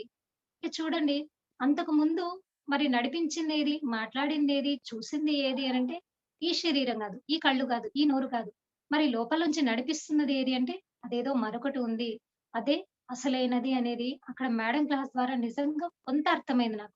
నేను అర్థం చేసుకున్నంతలో నాకు కొంత అవగాహన అనేది రావడం జరిగింది. కాబట్టి చేస్తుంది నేను గాదు, మాట్లాడుతుంది నేను గాదు, చూస్తుంది నేను కాదు అనేది అక్కడ క్లారిటీ అనేది రావడం జరిగింది. మరి అలా ఏదైతే మనం సాక్షిగా ఉండి గమనిస్తామో చేసే ప్రతి పని కూడా చేయించబడుతుంది తప్ప ఈ శరీరము చేస్తుంది కాదు. ఒక వాహనాన్ని డ్రైవర్ ఎలా అయితే నడుపుతాడో ఈ శరీరాన్ని లోపల ఉన్నటువంటి మరొక డ్రైవర్ ఉండి నడిపిస్తాడు. మరి ఇలా ఆ నడిపించేదెవరో అదే నేను అయి ఉన్నాను. అదే ఆ దైవత్వం. అదే చైతన్యం. మరి ఆ చైతన్యం నువ్వయినప్పుడు ఇక ఈ శరీరంకి అంతా సుఖాలు గాని, దుఃఖాలు గాని అంటవు. కాబట్టి ఇది ఎదగడానికి మాత్రమే, ఆత్మ ఉన్నతికి ఎదగడానికి మాత్రమే ఈ శరీరాన్ని మనం పొందుతాము. ఆ శరీరం ద్వారానే ఆత్మ ఉన్నతి అనేది జరుగుతుంది. కాబట్టి సాక్షాత్కారం అనేది ఏమిటి అంటే, జరిగే ప్రతి విషయాన్ని సుఖం గావచ్చు, దుఃఖం గావచ్చు, కష్టాలు, సుఖాలు అంటే ఇక్కడ పుట్టుక నుంచి ఆ మధ్యలో ఉన్నటువంటి జీవితం చివరికి అమృతమైనటువంటి క్షణం ఆ మరణం ఏదైతే ఉందో, ఈ మధ్యలో జరిగేటటువంటి ప్రతి విషయాన్ని గూడా సాక్షిగా ఉండి గమనించు తప్ప, నువ్వు ఏది స్వీకరించుకో. ద్వంద్వాతీత స్థితికి చేరుకో. దేనిని కూడా వ్యక్తిగతంగా తీసుకోవద్దు. ఎలాంటి పరిస్థితిలో కూడా నువ్వు మానసికంగా గురి కావద్దు. చాలా అది ఎదురుగా ఉండి చూడడమే సాక్షాత్కారం. ఇది ఎప్పుడు తెలుస్తుంది అంటే మనకు కొన్ని వందల జన్మలు అయిపోయినటువంటి అంటే కర్మయోగాన్ని పూర్తి చేసుకొని, కర్మయోగం 1 పూర్తి చేసుకొని, ఎప్పుడైతే కొన్ని జన్మలు మళ్ళీ తిరిగి పొందుతామో, ఆ జన్మలలో ఈ జ్ఞానయోగం ద్వారా శ్రవణము, మననము, నిధిధ్యాసన, సాక్షాత్కారం అనేది పొందడం జరుగుతుంది. మరి ఈ సాక్షాత్కారం తర్వాత మూడోది ఏమిటి అంటే ధ్యాన యోగం. అదే రాజయోగం. మరి ఈ ధ్యాన యోగం చేస్తున్నటువంటి అంటే దీనిలో మనం ఏమి చూడొచ్చు అంటే, ఇప్పుడు మనం చేస్తున్నటువంటిదంతా కూడా ధ్యాన యోగమే.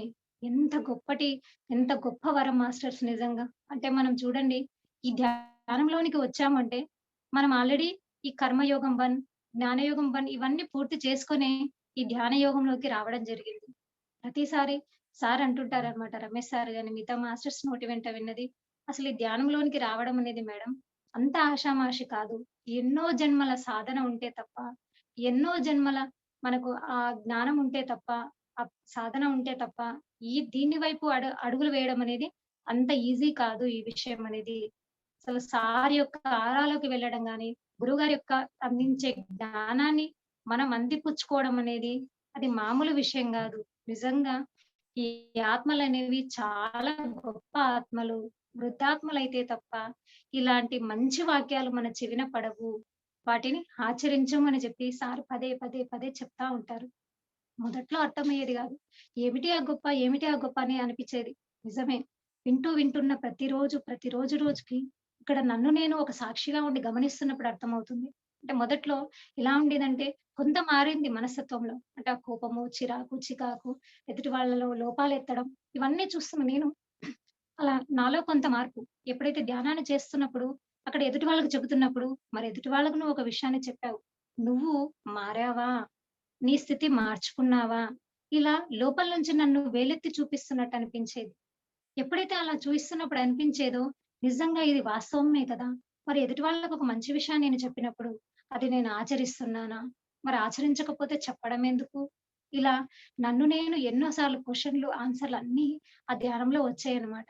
కాబట్టి మరి ధ్యాన యోగం అనేది ఎన్ని జన్మల పరంపర తర్వాత ఈ ధ్యాన యోగంలోకి వచ్చామంటే, మరి ఇంతకన్నా అదృష్టం ఇంకేముంది మాస్టర్స్ మనకు. కాబట్టి ఈ ధ్యాన యోగంలో అందరికీ తెలిసిందే. దీంట్లో కూడా 4 స్టేజ్‌లుంటాయని చెప్తారు గురువుగారు. మొదటిది శ్వాసను పట్టుకో. ఆ శ్వాసను గమనించు. అలానే రెండవది చిత్తవృత్తి నిరోధః. అంటే నీలో ఉన్నటువంటి ఆలోచనలను శూన్యం చెయ్యి. ఆ మనస్థితిని మొత్తంగా శూన్యం చేయడం. మూడవది నాడీ మండల శుద్ధి. తర్వాత నాలుగవది దివ్య చక్షు ఆవిర్భావం. మరి ఒక్కొక్కటి గమనించినట్లయితే మొదటిది శ్వాసానుసంధానం. శ్వాసతో సంధానం కావడం. ఎందుకు శ్వాసతోనే సంధానం కావడం అంటే, ఈ శరీరం ఏర్పడ్డాక శరీరంలోనికి మొదట ప్రవేశించేది ఇక్కడ శ్వాసే. ఆ శ్వాస అనేది ఎప్పుడైతే శ్వాసను పట్టుకుంటామో, ఆ శ్వాస ద్వారానే మనం లోపల మనల్ని నడిపిస్తున్నటువంటిది, మన చేత చేయిస్తున్నటువంటి ఆ ఆత్మ చైతన్య పదార్థాన్ని మనం పట్టుకోవడానికి లేదా దానిని సాక్షాత్కరింప చేసుకోవడానికి ఈ శ్వాసే మార్గమవుతుంది. అంటే మొదట్లో మనం ఒక ఒక పని కావడానికి సపోజ్ ఏదైనా ఒక అప్లికేషన్ పెట్టుకున్నాం. అది ఒక పీఎం దగ్గరో, ఇంకోరి దగ్గరో వెళ్లి కలవాలి. కానీ నేరుగా ఆయనను కలవాలంటే కుదరదు. ఆయన కింద ఉన్నటువంటి ఎవరో ఒక పీఏనో, ఎవరినో ఒక కింది అధికారిని కలవాల్సుంటుంది. మరి ఆ కింది అధికారిని కలిసినప్పుడు ఆయన ద్వారా పై అధికారికి అప్పీల్ అనేది అందడం జరుగుతుంది. అలా మన పని ఎప్పుడు జరగాలో అప్పుడు జరగడం మొదలవుతుంది. అంటే ఇక్కడ నేరుగా మనం మన లోపల ఉన్నటువంటి ఆ ఆత్మ చైతన్యాన్ని హ్మ్, పొందాలన్నా, లేదా దానిని సాక్షాత్కారం చేయాలన్నా, మన ఈ చర్మచక్షువులతో గాకుండా, ఆ దివ్య చక్షువుతో చూడాలన్నా కూడా, మొదట దీనికి మార్గం ఏమిటి అంటే, ఈ శ్వాసతో అనుసంధానం కావడం, శ్వాసతో పరిణయం కావడం, శ్వాసతో కలిసి ఉండడం. మరి లోపలికి వెళుతూ వస్తున్నటువంటి ఈ శ్వాసను ఎప్పుడైతే మనం గమనిస్తూ ఉంటామో, ఆ శ్వాస మన లోపలికి చేరి తర్వాత బయటికి వస్తున్నటువంటి ఆ శ్వాసను గమనిస్తున్న కొద్దీ నిదానంగా అప్పుడు మనలో ఉన్నటువంటి ఈ ఆలోచన స్థితి నిదానంగా కాస్త ఆలోచనలనేవి తగ్గుతాయి. ఎందుకంటే మాస్టర్స్ చూడండి, మనం కొత్త వ్యక్తిని గనక తీసుకొచ్చి పెట్టినప్పుడు గూడా సహజంగా నాలో గూడా అదే జరిగింది మొదట్లో అందరిలానే. మొదట కూర్చున్న వెంటనే ఏవేవో ఆలోచనలు. అవి అసలు కొన్నేమో గతానివి, కొన్నేమో భవిష్యత్తువి. ప్రతి ఒక్కరిలో గూడా ఇవే అన్నమాట. అంతే తప్ప ఆ క్షణంలో నేనేం చేస్తున్నాను? నాకేం కావాలి అనే ఆలోచన లేదు గానీ, ఎంతసేపు గతంలో నన్ను ఇలా అన్నారు, నన్ను ఆ మాట అన్నారు, లేదా నేను ఈ ఈ రకమైనటువంటి పరిస్థితులకు దుఃఖపడ్డాను. మరి ఎందుకు ఇలా జరిగింది? ఎంతసేపు గతాన్ని తవ్వుకోవడమే, గతాన్ని తవ్వుకోవడమే. అది పోనీ దానికి సమస్యకు పరిష్కారం దొరుకుతుందా అంటే లేదు మాస్టర్. పదే, పదే, పదే, పదే ఒక పంది పిల్ల బురదలో పొర్లి, పొర్లి, పొర్లి అది దాంట్లోనే ఆనందం వెతుక్కున్నట్టు నిజంగా ఆ గతాన్ని తవ్వుకొని దాంట్లోనే ఆనందాన్ని అంటే ఆ దుఃఖాన్ని పదే, పదే చూసుకోవడం పరిస్థితి. మరి ఏమవుతుంది అక్కడ దాని ఫలితం అంటే, ఇంకా మానసిక స్థితిలో అక్కడ నేను బాధను అనుభవించడమే తప్ప, దాంట్లో ఎలాంటి సొల్యూషన్ అనేది పొందలేకపోయాను. మరి అలా ఆహ్, ఆలోచనలు ఎన్నో వచ్చేవి. ఆ ఆలోచనల అవి అన్నీ మెదడులో తొలుస్తూ, తొలుస్తూ కొన్ని రోజుల వరకు ఈ ధ్యానం అనేది అసలు కుదరకపోయేది. అంటే కనీసం కూర్చోవడానికి గూడా కళ్ళు గట్టిగా కూర్చొని అలా మూసుకొని కూర్చుందామన్నా గూడా ఏవేవో ఆలోచనలొచ్చేవి. అయినా సరే కూర్చుందాం. ఎందుకంటే ఇతర మాస్టర్‌ల యొక్క అనుభవాలు విన్నప్పుడు మొదట్లో అందరికీ కూడా అలానే కొంత సమయం పడుతుంది. అంటే సమయమే సాధన అని చెప్తారు మనకు. ఆ సమయమే ఇస్తున్నప్పుడు గూడా మనం ఎంత ఓపికతో, ఎంత సహనంతో కూర్చోవాలి. కాబట్టి ఆ సహనాన్ని, ఓపికను కూడబెట్టుకొని అలా కొన్ని రోజులు చేయంగా నిదానంగా ఇప్పుడు వస్తున్నాయి ఆలోచనలు.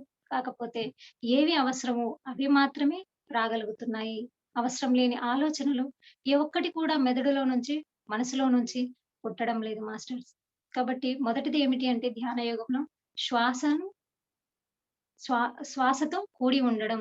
ఆ శ్వాసను ఎప్పుడైతే పట్టుకొని ఉంటామో, మనకు తెలియకుండానే ఆ శ్వాసను గమనిస్తూ ఉన్నప్పుడు ఎన్నో వేల ఆలోచనలు నిదానంగా కొంత తగ్గుతూ వస్తాయి. మరి అలా ఆలోచనలు ఎక్కడి నుంచి అంటే ఈ మనస్థితిలో నుంచే పుడతాయి. మరి మనసును జయించడం అనేది మామూలు విషయం కాదు. మరి అలాంటి మనసును జయించగలిగే అపారమైన శక్తి కేవలం ఒక్క ధ్యానంలోనే మాత్రమే ఉంది. అది ఈ చిన్న శ్వాసను గమనిస్తూనే అంత విచిత్రాలు చేసేటటువంటి మనస్సుని కంట్రోల్ చేయడం అనేది ఎంత గొప్ప విషయం అంటే నిజంగా. మరి ఆ మనసులో ఎప్పుడైతే ఆలోచనలు నియంత్రించబడతాయో, ఆ ఆలోచనలు తగ్గిపోవడం వల్ల అక్కడ మన ధ్యానం అనేది ధ్యాన స్థితికి చేరుతుంది. అంటే ఆలోచన రహిత స్థితి అసలైనటువంటి ధ్యాన స్థితి. కేవలం గంటలు గంటలు కూర్చొని అనేక రకాల ఆలోచనలు వస్తున్నప్పటికీ కూడా అక్కడ మనకు వెంటనే ధ్యాన స్థితి అనేది పొందము. ధ్యానం కూర్చుంటాం అంతే. అంటే శరీరం కూర్చోవడానికి అలవాటు చేసుకుంటాం కానీ ధ్యాన స్థితిని పొందము. మరి ధ్యాన స్థితి ఎప్పుడు వస్తుంది అంటే ఎప్పుడైతే మన లోపల ఆలోచనలు పోతాయో అంటే ఆలోచనలు తగ్గించబడతాయో అదే అసలైనటువంటి ధ్యాన స్థితి. మరి ఆ గంటల సమయాలలో ఏ 1 నిమిషమో, 2 నిమిషాలో అలా అప్పుడప్పుడు ధ్యాన స్థితి అనేది పొందుతాం. మరి అలా ధ్యాన స్థితిలో ఏమవుతుందంటే, విశ్వంలో ఉన్నటువంటి ప్రాణశక్తి, ఆ ప్రాణమయ శక్తి, విశ్వమయ శక్తి మన ఈ నాడీ రంధ్రం గుండా శరీరంలోకి, బ్రహ్మరంధ్రం గుండా శరీరంలోకి చేరడం జరుగుతుంది. ఎప్పుడైతే ఆ విశ్వశక్తిని మనం గ్రహిస్తామో, ఆ విశ్వశక్తి అంతా కూడా శరీరం అంతటా చేరి అణువు కూడా ఆ శక్తిని నింపుకున్నప్పుడు మనకు ఎక్కడైతే గత జన్మల పరంపరలో పొందినటువంటి కొన్ని చెడు కర్మల ద్వారా, అలాగే ఈ జన్మలో వర్తమాన కర్మల ద్వారా, ప్రారబ్ధ కర్మల ద్వారా, ఇలా కొన్ని కర్మల ద్వారా పొందినటువంటి ఆ కొంత నెగెటివ్ అనేది మన శరీరంలో ఉండిపోవడం వల్ల కొంత భాగాలలో అది ఏమైపోయి ఉంటుందంటే, ఒక మచ్చల రూపంలో మనకు ఒక నొప్పిగా బయటపడడం జరుగుతుంది. మరి అలా ఆ నెగెటివ్ ఎనర్జీనంతా కూడా ఆయా భాగాలలో ఎప్పుడైతే ఈ ప్రాణశక్తి చేరి దానిని మొత్తంగా శుభ్రం చేయడం జరుగుతుంది. అంటే దాన్ని ఇక్కడ మనం క్లీనింగ్ ప్రక్రియ అని అంటాం. మరక్కడ ఆ క్లీనింగ్ ప్రాసెస్‌లో ఏమవుతుంది అంటే, శరీరంలో ఉండకూడనటువంటి ఆ నెగెటివ్ ఎనర్జీని మొత్తంగా తీసివేసేటటువంటి ఆ ప్రక్రియలో మన నాడీ వ్యవస్థ అనేది శుద్ధి కాబడుతుంది. ఇది మొట్టమొదటిసారిగా నాకు అనుభవపూర్వకంగా ఎక్స్‌పీరియన్స్ అయ్యాను మాస్టర్స్. అంటే ధ్యానంలోనికొచ్చిన సుమారు రెండవ నెల, 2.5 నెలలో అనుకుంటాను. ఒకరోజు ఇలానే కూర్చొని నేను మా వారు ఇద్దరం ధ్యానం చేస్తున్నాం. చేస్తున్న సమయంలో మొట్టమొదటిసారి ఎప్పుడూ పొందనంత నడుము నొప్పి అంటే బ్యాక్ పెయిన్ మెయిన్‌గా నా జీవితంలో గూడా ఎప్పుడు పొందనంత నడుము నొప్పి అన్నమాట. అసలు ఎందుకింతగా వస్తుంది? అంటే సహజంగా అంటే శరీర స్థితిలో ఒక ఆపరేషన్ జరగడం అంటే సిజేరియన్ ఫ్యామిలీ ప్లానింగ్ ఇవన్నీ అవ్వడం వల్ల అలాంటిది ఎప్పుడు కూడా నేను ఇలాంటి బాధ పొందలేదే. అంటే అలా జరిగితే కొందరికి అంటారు సిజేరియన్ అయినటువంటి వాళ్ళకు కొంచెం బ్యాక్ పెయిన్ వస్తుందని. బట్ ఏంటంటే అలాంటి బాధను ఎప్పుడు నేను అనుభవించింది లేదు. కాకపోతే ఏంటంటే కాస్త ఉదయం నుంచి సాయంత్రం దాకా ఎప్పుడన్నా నడుము వాల్చని పరిస్థితి ఉంటే మాత్రం ఎప్పుడో ఒకసారి కాస్త లాగినట్టు అనిపించేది గానీ, బట్ ఇంత తీవ్రతరమైనటువంటి బాధను ఏ రోజు కూడా అనుభవించలేదు. మరి ఆ రోజు ధ్యానంలో కూర్చున్నప్పుడు నాకస్సలు అర్థం కాలేదు. ఏమిటి ఇంత విపరీతంగా లాగుతుంది? మరి ఎంత పాపం నేనేం చేశాను? ఇంత రకమైనటువంటి వేదన నాకెందుకొస్తుంది అని చెప్పేసి అలా అనుకుంటూ కూర్చున్నాను. అసలు ఒకానొక స్థితిలో ఏమైందంటే, ఇక నా వల్ల కాదు. లేచి అసలు పడుకుందామని అంటే కూర్చున్న స్థితి నుంచి పడుకుందామన్నంత హ్మ్, భరించలేనంత నొప్పి కలిగింది. కానీ చూద్దామని ఆ రోజు ఏ రకంగా కూర్చోవాల్సొచ్చిందో తెలీదు మాస్టర్స్ నిజంగా. అలా గట్టిగా సహనంతో కూర్చున్న కొద్దిసేపటికి ఇక నిదానంగా ఆ పెయిన్ అంతా ఎక్కువగా వచ్చేసి అలా కొద్దిగా పూర్తిగా తగ్గిపోవడం జరిగింది. ఇక ఆ రోజు నుంచి ఈ రోజు దాకా ఈ క్షణం వరకు కూడా అలాంటి నొప్పి మళ్ళీ ఏ ఒక్క రోజు కూడా రాలేదు మాస్టర్స్. అంటే చూడండి మరి నాడీ శుద్ధి అనేది నిజంగా జరుగుతుందనడానికి ధ్యానం చేయడం వల్ల నేనది ఒక అనుభవంగా అనుభవించాననమాట. అది ఒక ఎక్స్‌పీరియన్స్ అనేది జరిగింది నా లోపల. ఇది నాడీ శుద్ధి. అంటే మనలో ఎన్ని సంవత్సరాల నుంచో అంటే ఎన్ని జన్మల నుంచో మనలో కూడగట్టుకున్నటువంటి ఈ నెగెటివ్ ఎనర్జీనంతా కూడా మన మాటల ద్వారా, చేతల ద్వారా, మన కర్మల ద్వారా పొందినటువంటి ఆ నెగెటివ్ ఫార్మ్ అంతా కూడా ఈ ప్రాణమయ శక్తి అనేది లోపల నుంచి తొలిచేస్తుంది. అలా బయటికి జరిగే ప్రక్రియలో నాడీ వ్యవస్థ అంతా కూడా శుద్ధి కాబడుతుంది. ఇక నాలుగవదేమిటి అంటే దివ్య చక్షువు ప్రారంభం కావడం. దివ్య చక్షువును చూసుకోవడం. మరి ఆ దివ్య చక్షువు కేవలం ఒక రోజు, 2 రోజులు సాధన లేదా 1 గంట, 2 గంటలని కాకుండా గంటల కొద్దీ కూర్చొని నాకు నిజంగా దివ్య చక్షువు కావాలి అని ఒక సంకల్పంతో కూర్చొని చేస్తే వస్తుందేమో మాస్టర్. కానీ కొందరికి అలాంటి సాధన లేకపోయినప్పటికీ కూడా గత జన్మలో వాళ్ళు చేసినటువంటి సాధనకు అతి తక్కువ కాలంలోనే దివ్య చక్షు అనేది చూసుకోవడం జరుగుతుంది. మరి నేనైతే నిజంగా దివ్య చక్షువు కోసమనో, లేకపోతే ఆరోగ్యం కోసమనో నేను ధ్యానం ఏ రోజు మొదలెట్టలేదు మాస్టర్స్. అక్కడ కేవలం ఒకటే ఆ దుఃఖ స్థితికి ఎలాంటి దుఃఖ స్థితికైనా కూడా మనల్ని మనం తట్టుకునే ఎనర్జీ లెవెల్స్ మనకు పెరుగుతాయని ఇతర మాస్టర్స్ యొక్క నోటి వెంట విన్నాను. కాబట్టి అది చెయ్యాలి. ఇక్కడ కేవలం శరీరంలో కలిగే మార్పుల కోసం కూడా అంటే శరీరంలో నాకు స్వతహాగా ఉన్నటువంటి కుడి భుజం నొప్పి ఉండేది.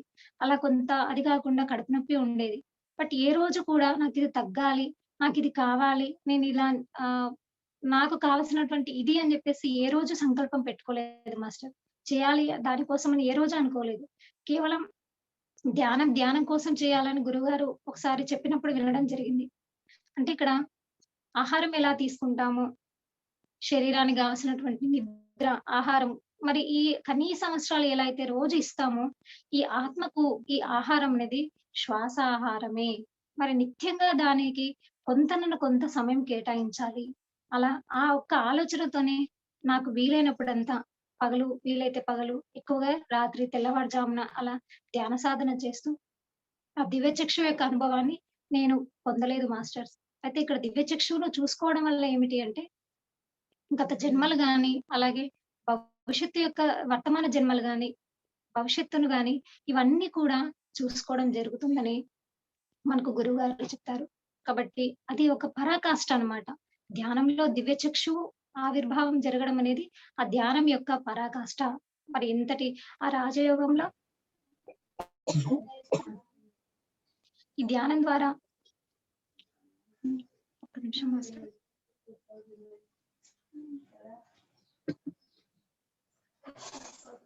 మరి ఈ ధ్యాన యోగం ద్వారా శ్వాసను గమనించడం, ఆలోచనలు తగ్గించుకోవడం, ఏదైతే ఆ ప్రాణశక్తితో మన లోపల ఉన్నటువంటి ఆ నెగెటివ్ ఎనర్జీని బయటికి పోగొట్టుకోవడం, అలాగే దివ్య చక్షువును చూసుకోవడం, ఇవన్నీ ఎప్పుడు సాధ్యమవుతాయి అంటే కొన్ని వందల 300, 400 జన్మలెత్తినటువంటి ఆ మానవ జన్మకి సాధ్యమవుతుంది. అంటే ఇక్కడ మన పిరమిడ్ మాస్టర్స్ అంతా కూడా నిజంగా ఇ దీంట్లోకొచ్చినటువంటి వ్యక్తులంతా కూడా ఏమిటి అనంటే ధ్యాన యోగంతోనే మొదలెట్టారు. మరి ఎంతటి అదృష్టవంతులని చెప్పుకోవాలి. ఈ ధ్యాన యోగం ద్వారానే మనం రాజయోగాన్ని అనుభవిస్తున్నాం. అంటే మన లోపల ప్రతీదీ అనేక రకాలైనటువంటి మార్పులు, నాడి శుద్ధిని చేసుకోవడం, తర్వాత ధ్యానం చెప్పడం ఎదుటి వారికి, ఇవంతా కూడా మనల్ని మనం ఉద్ధరించుకోవడమే తప్ప, ఎదుటి వారిని ఉద్ధరించడానికో, లేదా ఎదుటి వారికి ఏదో అందించడానికో కాదు మాస్టర్స్. ధ్యానం వల్ల ముందు మనకు మనం ఒక పరిపూర్ణమైన వ్యక్తులుగా ఎదుగుతాము. అసలు మనమేంటి? ఆ జన్మ తీసుకోవడానికి గల కారణం ఏమిటి? ఈ జన్మలో ఈ శరీరం ఎందుకు పొందాము? ఈ రకమైనటువంటి అన్ని ఆలోచనలకు అంటే అన్ని ప్రశ్నలకు కూడా కేవలం ఒక్క ధ్యానం మాత్రమే సమాధానం ఇవ్వగలుగుతుంది. మరి ఈ ధ్యానం తర్వాత మొదట కర్మయోగం 1, తర్వాత జ్ఞానయోగం 1, అలాగే మూడవది ధ్యాన యోగం. ఆ ధ్యాన యోగం లేదా రాజయోగం. మరి దీని తర్వాత మళ్ళీ కర్మయోగం, జ్ఞానయోగం 2, తర్వాత చివరికి కర్మయోగం 2 అనేది అనుభవించడం జరుగుతుంది అని చెప్తారు సార్. మరి ఆ కర్మయోగం మొదట కర్మయోగం 1లో ఏవైతే పొంది ఉంటామో, జ్ఞానయోగం 1లో ఏదైతే మనం చేసి ఉంటామో, తిరిగి ధ్యానయోగం తర్వాత మళ్ళీ జ్ఞానయోగం 2ను చూసుకోవడం జరుగుతుంది. అంటే మొదట జ్ఞానయోగం 1లో మనం ఏవైతే చూసామో శ్రవణము, మననము, నిధిధ్యాసనం, అలాగే సాక్షాత్కారం. అలానే ఇక్కడ కూడా సేమ్ అవే పునరావృతం అవుతాయి. అంటే జ్ఞానయోగం 2లో. మరి జ్ఞానయోగం 1లో అక్కడ ఏం చేశాము అంటే, ఒక మంచి విషయాన్ని ఎవరైనా ప్రవచనం చేసినప్పుడు, ఎక్కడైనా ప్రవచనాలు జరిగినప్పుడు అవి వినడము, వాటిని పదే పదే మననం చేయడము, వాటిని తిరిగి మన శరీరంలోకి పూర్తిగా ఆకళింపు చేసుకోవడం, దాన్ని అధ్యయనం చేయడం, వాటిని సాక్షిభూతంగా ఉండి గమనించడం అని చెప్పారు.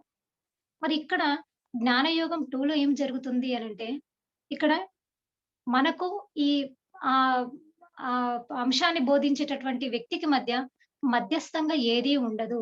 అంటే ఇక్కడ ప్రవచనాలు ఒక వ్యక్తి నోటి వెంట వినడం జరుగుతుంది జ్ఞానయోగం 1లో. కానీ ఇక్కడ జ్ఞానయోగం 2 వచ్చేసరికి ఏమవుతుందంటే, నేరుగా ఆత్మస్థితి నుంచి వినడం జరుగుతుంది. అంటే ఇక్కడ మనం ఏదైతే ఆ కృష్ణ పరమాత్మ బోధించినటువంటి ఆ భగవద్గీత గాని, లేదా నాకు సాయి అంటే ఇష్టం. ఆ సాయి యొక్క ప్రబోధాలు లేదా సాయి సచ్చరిత్రను గాని ఒక బుక్ రూపాన చదివేదాన్ని. మరి ఏదైతే ఈ సాధన పెరుగుతా ఉంటుందో, నిరంతరం సాధన చేయడం వల్ల జ్ఞానయోగం 2లో ఎక్కడ వినొచ్చు శ్రవణాన్ని అంటే, నేరుగా ఆ సాయి యొక్క ఆత్మస్థితి నేరుగా నా చెవులకు వినిపించేటటువంటి అవకాశం ఉంటుంది. అంటే ఇక్కడ మన ఆత్మస్థితి జ్ఞానాన్ని అందించేటటువంటి గురువు దగ్గర నుంచి ఇక్కడ శరీరాలతో సంబంధం ఉండదు. అంటే నేరుగా కనిపించకపోయినప్పటికీ కూడా ఆత్మస్థితిలో మనం వారి యొక్క సందేశాలను మనం చెవుల ద్వారా వినడం జరుగుతుంది. అంటే ఇక్కడ ఆత్మస్థితిలో నుంచి మనం ఆకాశవాణి సౌండ్‌లు గాని, లేదా మన లోపల వచ్చేటటువంటి ఆత్మ యొక్క స్థితిలో ఉన్నటువంటి కొన్ని మాటలు గాని, మనకు మనం లేదా గురువులు అందించేటటువంటి జ్ఞానాన్ని గాని నేరుగా మనం వినే స్థితిని జ్ఞానయోగం 2లో పొందుతాము. అంతకుముందు కేవలం ఎవరైనా చెబితే విన్నటువంటి విషయాలు మాత్రమే మనం చెవులకు వినగలుగుతామనమాట. కానీ ఇక్కడ ఈ బయట కనిపించేటటువంటి చెవులతో కాదు, ఆత్మస్థితి నుంచి మనం ఆత్మస్థితిలోనే వినడం జరుగుతుంది. చాలా మంది మనం వింటూ ఉంటాం. అలా ధ్యానంలో కూర్చున్నప్పుడు నాకు సార్ గారు వచ్చి ఇక్కడ కూర్చున్నట్టు, నాతో మాట్లాడినట్టు ఇలాంటి ఆహ్, అనుభవాలు కలుగుతాయన్నమాట. ఇంకా చెప్పుకోవాలంటే మనకు రామదాసు సినిమాలో గూడా చూయిస్తారు. అంటే ఆ రామదాసు గొప్ప భక్తుడు. ఆయనకు ప్రత్యక్షంగా చాలా సార్లు ఆహ్, గోవిందుడే రాముడే ఎదురై వస్తాడనమాట. అలానే వెంకటేశ్వర స్వామి భక్తులకు కూడా చాలా మందికి ఏంటి అంటే, తనని ఎవరైతే మనస్ఫూర్తిగా అలా త్రికరణ శుద్ధిగా నమ్మి ఉంటారో, ఆయనే సాక్షాత్తు తన దగ్గరకొచ్చి అలా హ్మ్. అంటే ఈ చక్షువులకే వాళ్ళకు నేరుగా కనిపిస్తారనమాట. ఈ కంటికే కనిపిస్తారు వాళ్ళకు. మరి అలా కనిపించాలి అంటే మనం ఎంతో సాధన చేసి, ఎంతో ఆహ్, నమ్మకంతో అక్కడ ధ్యాన సాధన చేస్తే మనకు అంతటి జ్ఞానాన్ని పొందుతాము. అక్కడ ఆహ్, ఆహ్, ఆత్మస్థితిలో నేరుగా ఏదైతే జ్ఞానాన్ని పొందుతామో దానిని జ్ఞానయోగం 2లో శ్రవణంగా చెప్తాము. అంటే జ్ఞానయోగం 2 శ్రవణము అది. ఇక మననం. అక్కడ మనం నేరుగా ఆహ్, ఆ భగవంతుడితో లేదా మనం ఏదైతే మన లోపల ఉన్నటువంటి ఆత్మ చైతన్యమే భగవంతుడు అంటున్నామో, దానితోనే నేరుగా కనెక్ట్ కావడం. దానితో నేరుగా మనం మాట్లాడడం, వినడము. తర్వాత అది పదే పదే పునరావృతం చేసుకోవడం. ఇవన్నీ కూడా శరీర స్థితిలో ఉండదు మాస్టర్. ఇది ఆత్మ స్థితిలోనే చేరుతుందనమాట. అంతటి జ్ఞానం అనేది ఎన్నో జన్మల తర్వాత ఇంతటి గొప్ప జ్ఞానాన్ని అందుకోవడం జరుగుతుంది. అలాగే ఆ విన్నటువంటి విషయాన్ని తిరిగి నిధిధ్యాసనం చేసుకోవడం, దానిని ఆత్మసాక్షిగా గమనించడం. అంతటి ఆత్మ సాక్షాత్కారం ఎప్పుడు అనంటే, అలాంటి స్థితిలో ఏది కూడా అంటే అది ఎలాంటిదైనా కూడా ద్వంద్వాతీత స్థితిలో తీసుకోవడం జరుగుతుంది. అంటే కష్టము, సుఖము ఏవి ఇక్కడ వాటికి ఎలాంటి రియాక్షన్ అనేది ఉండదు. అంటే దాని పట్ల ఎలాంటిదనేది ఆ లోపల నుంచి కనిపించదనమాట. అంటే అక్కడ ఒక నిర్గుణ స్థితి అనేది చేరిపోతుంది. ఉదాహరణకు మనకు క్రీస్తు చెప్పుకోవచ్చు. జీసస్ క్రీస్తుని గాని, గౌతమ బుద్ధుని గాని అంటే వాళ్ళు భిక్షాటనకు వెళ్ళినప్పుడు ఒకానొకసారి ఒక ఇంటావిడ ఏం చేస్తుందంటే, ఎంతో అనరాని మాటలనేసి తిడతా ఉంటుందన్నమాట. కానీ మనకక్కడ గౌతమ బుద్ధుడి యొక్క ఆయన తిరిగి రియాక్షన్ ఆయన ప్రవర్తన తీరు ఎలా ఉంది అంటే, ఎలాంటిదుండదు. అక్కడ కోపమని ఉండదు, అటు నవ్వు అని ఉండదు, ఏదీ ఉండదనమాట. అక్కడ నిర్గుణ స్థితి రూపంలో కనిపిస్తారు. మరి అంతటి నిర్గుణ స్థితికి చేరడం అనేది ఇంత మామూలు విషయం గాదు మాస్టర్స్. నిజంగా ఎంతో, ఎంతో, ఎంతో సాధన చేస్తే తప్ప అలాంటి స్థితికి ఎప్పుడైతే చేరుతామో, ఇక మనము ఆ యోగి నుంచి ఋషి స్థానానికి చేరినట్టు. ఎప్పుడైతే ఋషి స్థానానికి చేరుతామో, ఇక సృష్టిలో అన్నిటికంటే అదే గొప్ప పరాకాష్ట అవుతుంది. మరి ప్రతి ఒక్క పిరమిడ్ మాస్టర్ కూడా నిర్గుణ స్థితికి చేరాలి. ద్వంద్వాతీత స్థితికి చేరాలి. దేనిని కూడా ఆహ్, ఒకవైపు నుంచి గమనించొద్దు. ఒకవైపు అంటే ఒక స్థితి నుంచి కూడా తీసుకోకూడదు ఏ విషయాన్ని కూడా. అది ఎలాంటిదైనా కూడా ఇది నేను కాదు. ఇది చూస్తుంది నేను కాదు. చేస్తుంది నేను కాదు. కాబట్టి ఇది నాకు అంటదు. ఇలాంటిది కర్మ గాని లేదా ఇలాంటిది గాని ఏది కూడా నేను కాదు చేస్తుంది చేయబడుతుందంతే. కేవలం నేను నిమిత్త మాత్రుని మాత్రమే అనేటటువంటి ఆ స్థితి ఎప్పుడైతే చేరుతుందో, ఇక దేని పట్ల గూడా మనకు ఆ బాధ, దుఃఖము ఇవన్నీ ఉండవు మాస్టర్స్ నిజంగా. ఇది జ్ఞానయోగం 2. ఇంకా చివరిదేమిటి అంటే కర్మయోగం 2. మరి అంతకుముందు కర్మయోగం 1లో మనము ఏదైతే ఫస్ట్ చెప్పుకున్నప్పుడు అక్కడ ఎదుటి వాళ్ళకు కీడు చేయకపోయినా పర్లేదు. అంటే సహాయం చేయకపోయినా పర్లేదు కీడు చేయొద్దని. ఎదుటి వారికి నువ్వు ఏది మంచి చేస్తావో తిరిగి నీకు అదే అందుతుంది అని. ఎలాంటి ఫలాపేక్షం ఆశించకుండా అంటే ఎలాంటి ఫలితాన్ని ఆశించకుండా నువ్వు కర్మలు చేయని. చివరిది నేను అనే ఆ అహంకారాన్ని వదిలేసి చేయమని కర్మయోగం 1లో తెలుసుకున్నాము. ఇక్కడ ఏమిటంటే అస్సలవన్నీ ఉండవు. కేవలం ఏమిటి అంటే నువ్వు తెలుసుకున్నటువంటి లేదా నువ్వు నిర్వర్తించినటువంటి ఎన్నో జన్మల వెనకటి నుంచి చేసినటువంటి ఆ కర్మయోగం 1, జ్ఞానయోగం 1, ధ్యాన యోగం ద్వారా ఈ జ్ఞానయోగం 2 నుంచి పొందినటువంటి అనుభవాల సారం ఏదైతే ఉంటుందో, చివరికి కర్మయోగం 2లో కేవలం అన్నింటిని తీసుకుని అన్నిటి యొక్క జ్ఞానానుసారమే నువ్వు తెలుసుకున్నటువంటి అసలైన సత్యాన్ని ఎదుటి వారికి బోధించడం. సృష్టిలో అసలు సత్యం ఏమిటి? ఈ దుఃఖానికి కారణం ఏమిటి? ఎందుకు ఇలాంటి పరిస్థితి ఏర్పడ్డది? మరి ఇదంతా కూడా మనం కర్మయోగం 2 ద్వారా అక్కడ మనకు అసలు అవగతం అవుతుంది. సత్యం అనేది తెలుసుకుంటాం. అలా ఎప్పుడైతే సత్యం తెలిసిపోతుందో, ఆ సత్యం ద్వారా ఇది అసలైనటువంటిది. ఇదే నిజం సృష్టిలో. మరి ఇది నిజమైనప్పుడు మిగతా అనిజమైనటువంటివి లేదా అశాశ్వతమైనటువంటి వాటి కోసం ఎందుకు మనం ఆరాటపడడం? వాటి కోసం ఎందుకు ప్రాకులాడడం? అనే సత్యం ఎప్పుడైతే తెలిసిపోతుందో, ఆ దుఃఖం అనేది పోతుంది మనలో నుంచి. ఆ దుఃఖరాహిత్య స్థితి మనలో ఎప్పుడైతే చేరుతుందో, ప్రతి క్షణం ఆనందమే. ప్రతి క్షణం ఆత్మ ఉన్నతి, ఆత్మ ఆనందమే పొందుతాము. మరి ఏదైతే ఆత్మ ఆనంద స్థితి పొందుతామో, అదే మన పక్కన వాళ్ళకి చెప్పాలి. మన ఎదురుగా ఉండే వాళ్ళకి చెప్పాలి. మనతో అనుబంధం ఉన్నటువంటి వారికి చెప్పాలి. ఇలా సృష్టిలో మన చుట్టూ ఉండే అందరికీ ఈ ఆనందాన్ని, నేను పొందిన ఈ ఆనందాన్ని అందరికీ అందించాలనేటటువంటి ఆ సంకల్పం అనేది ఒక పిరమిడ్ మాస్టర్‌కి రావడం జరుగుతుంది. అదే కర్మయోగం 2. అంటే నువ్వు ఏదైతే తెలుసుకున్నావో, ఆ తెలుసుకున్న సత్యాన్నే అందరికీ బోధించు అని చెప్పడమే కర్మయోగం 2. మరి ఆ కర్మయోగం 2 ఇక్కడ ప్రతి పిరమిడ్ మాస్టర్ నిర్వర్తించడం జరుగుతుంది. మరి ఇంతటి గొప్ప సత్యాన్ని తెలుసుకొని, ఆ గొప్ప ఆనందాన్ని ఎవరైతే పొందుతామో, పొందిన ప్రతి మాస్టర్ కూడా ఎదుటివారు వింటారా? వినరా? వాళ్ళు ఆచరిస్తారా? ఆచరించరా? లేదా వాళ్ళ స్థితిని మార్చాలా? అనేది ఏది ఆలోచించకుండా ఇక్కడ ప్రతి ఒక్కరికి గూడా మనం జ్ఞానాన్ని అందించడం జరుగుతుంది. మరి ఇంతటి చూడండి మాస్టర్స్ ఎన్ని జన్మలు మనం మొదట చెప్పుకున్నప్పటి నుంచి అంటే ఖనిజ సామ్రాజ్యం నుంచి ఇలా ఎన్నెన్నో ఈ యోగ పరంపరలో ఇన్ని జన్మలు పొంది ఇప్పటికి మరి ఈ కర్మ యోగం 2లో మనం చేస్తున్నటువంటి ఈ క్రియ ద్వారా అసలు ఇక సృష్టిలో అదే అన్నమాట. పరాకాష్ట అదే గొప్ప స్థితి. మరి ఆ గొప్ప స్థితి ద్వారా ఏదైతే మనం అందిస్తున్నామో అదే సేవ. నీ ద్వారా ఏది చేయబడుతుందో అది. ఇక్కడ నా యొక్క జన్మ ఎందుకు తీసుకున్నాను అంటే ఒకరోజు కూర్చొని అనిపించింది. నిజంగా మరి ధ్యానం కేవలం నన్ను మార్చుకోవడానికా? మరి నేను ఈ శరీరం ఎందుకు పొందాను? అది తెలుసుకోవాలని కాసేపు కూర్చోవడం జరిగిందక్కడ. బట్ తెలిసిందేంటంటే ఎంతసేపు నాకు అది కావాలి, ఇది కావాలి అని ఆలోచించేదాన్ని. ఒక ప్రైవేట్ స్కూల్‌లో టీచర్‌గా చేసేదాన్ని.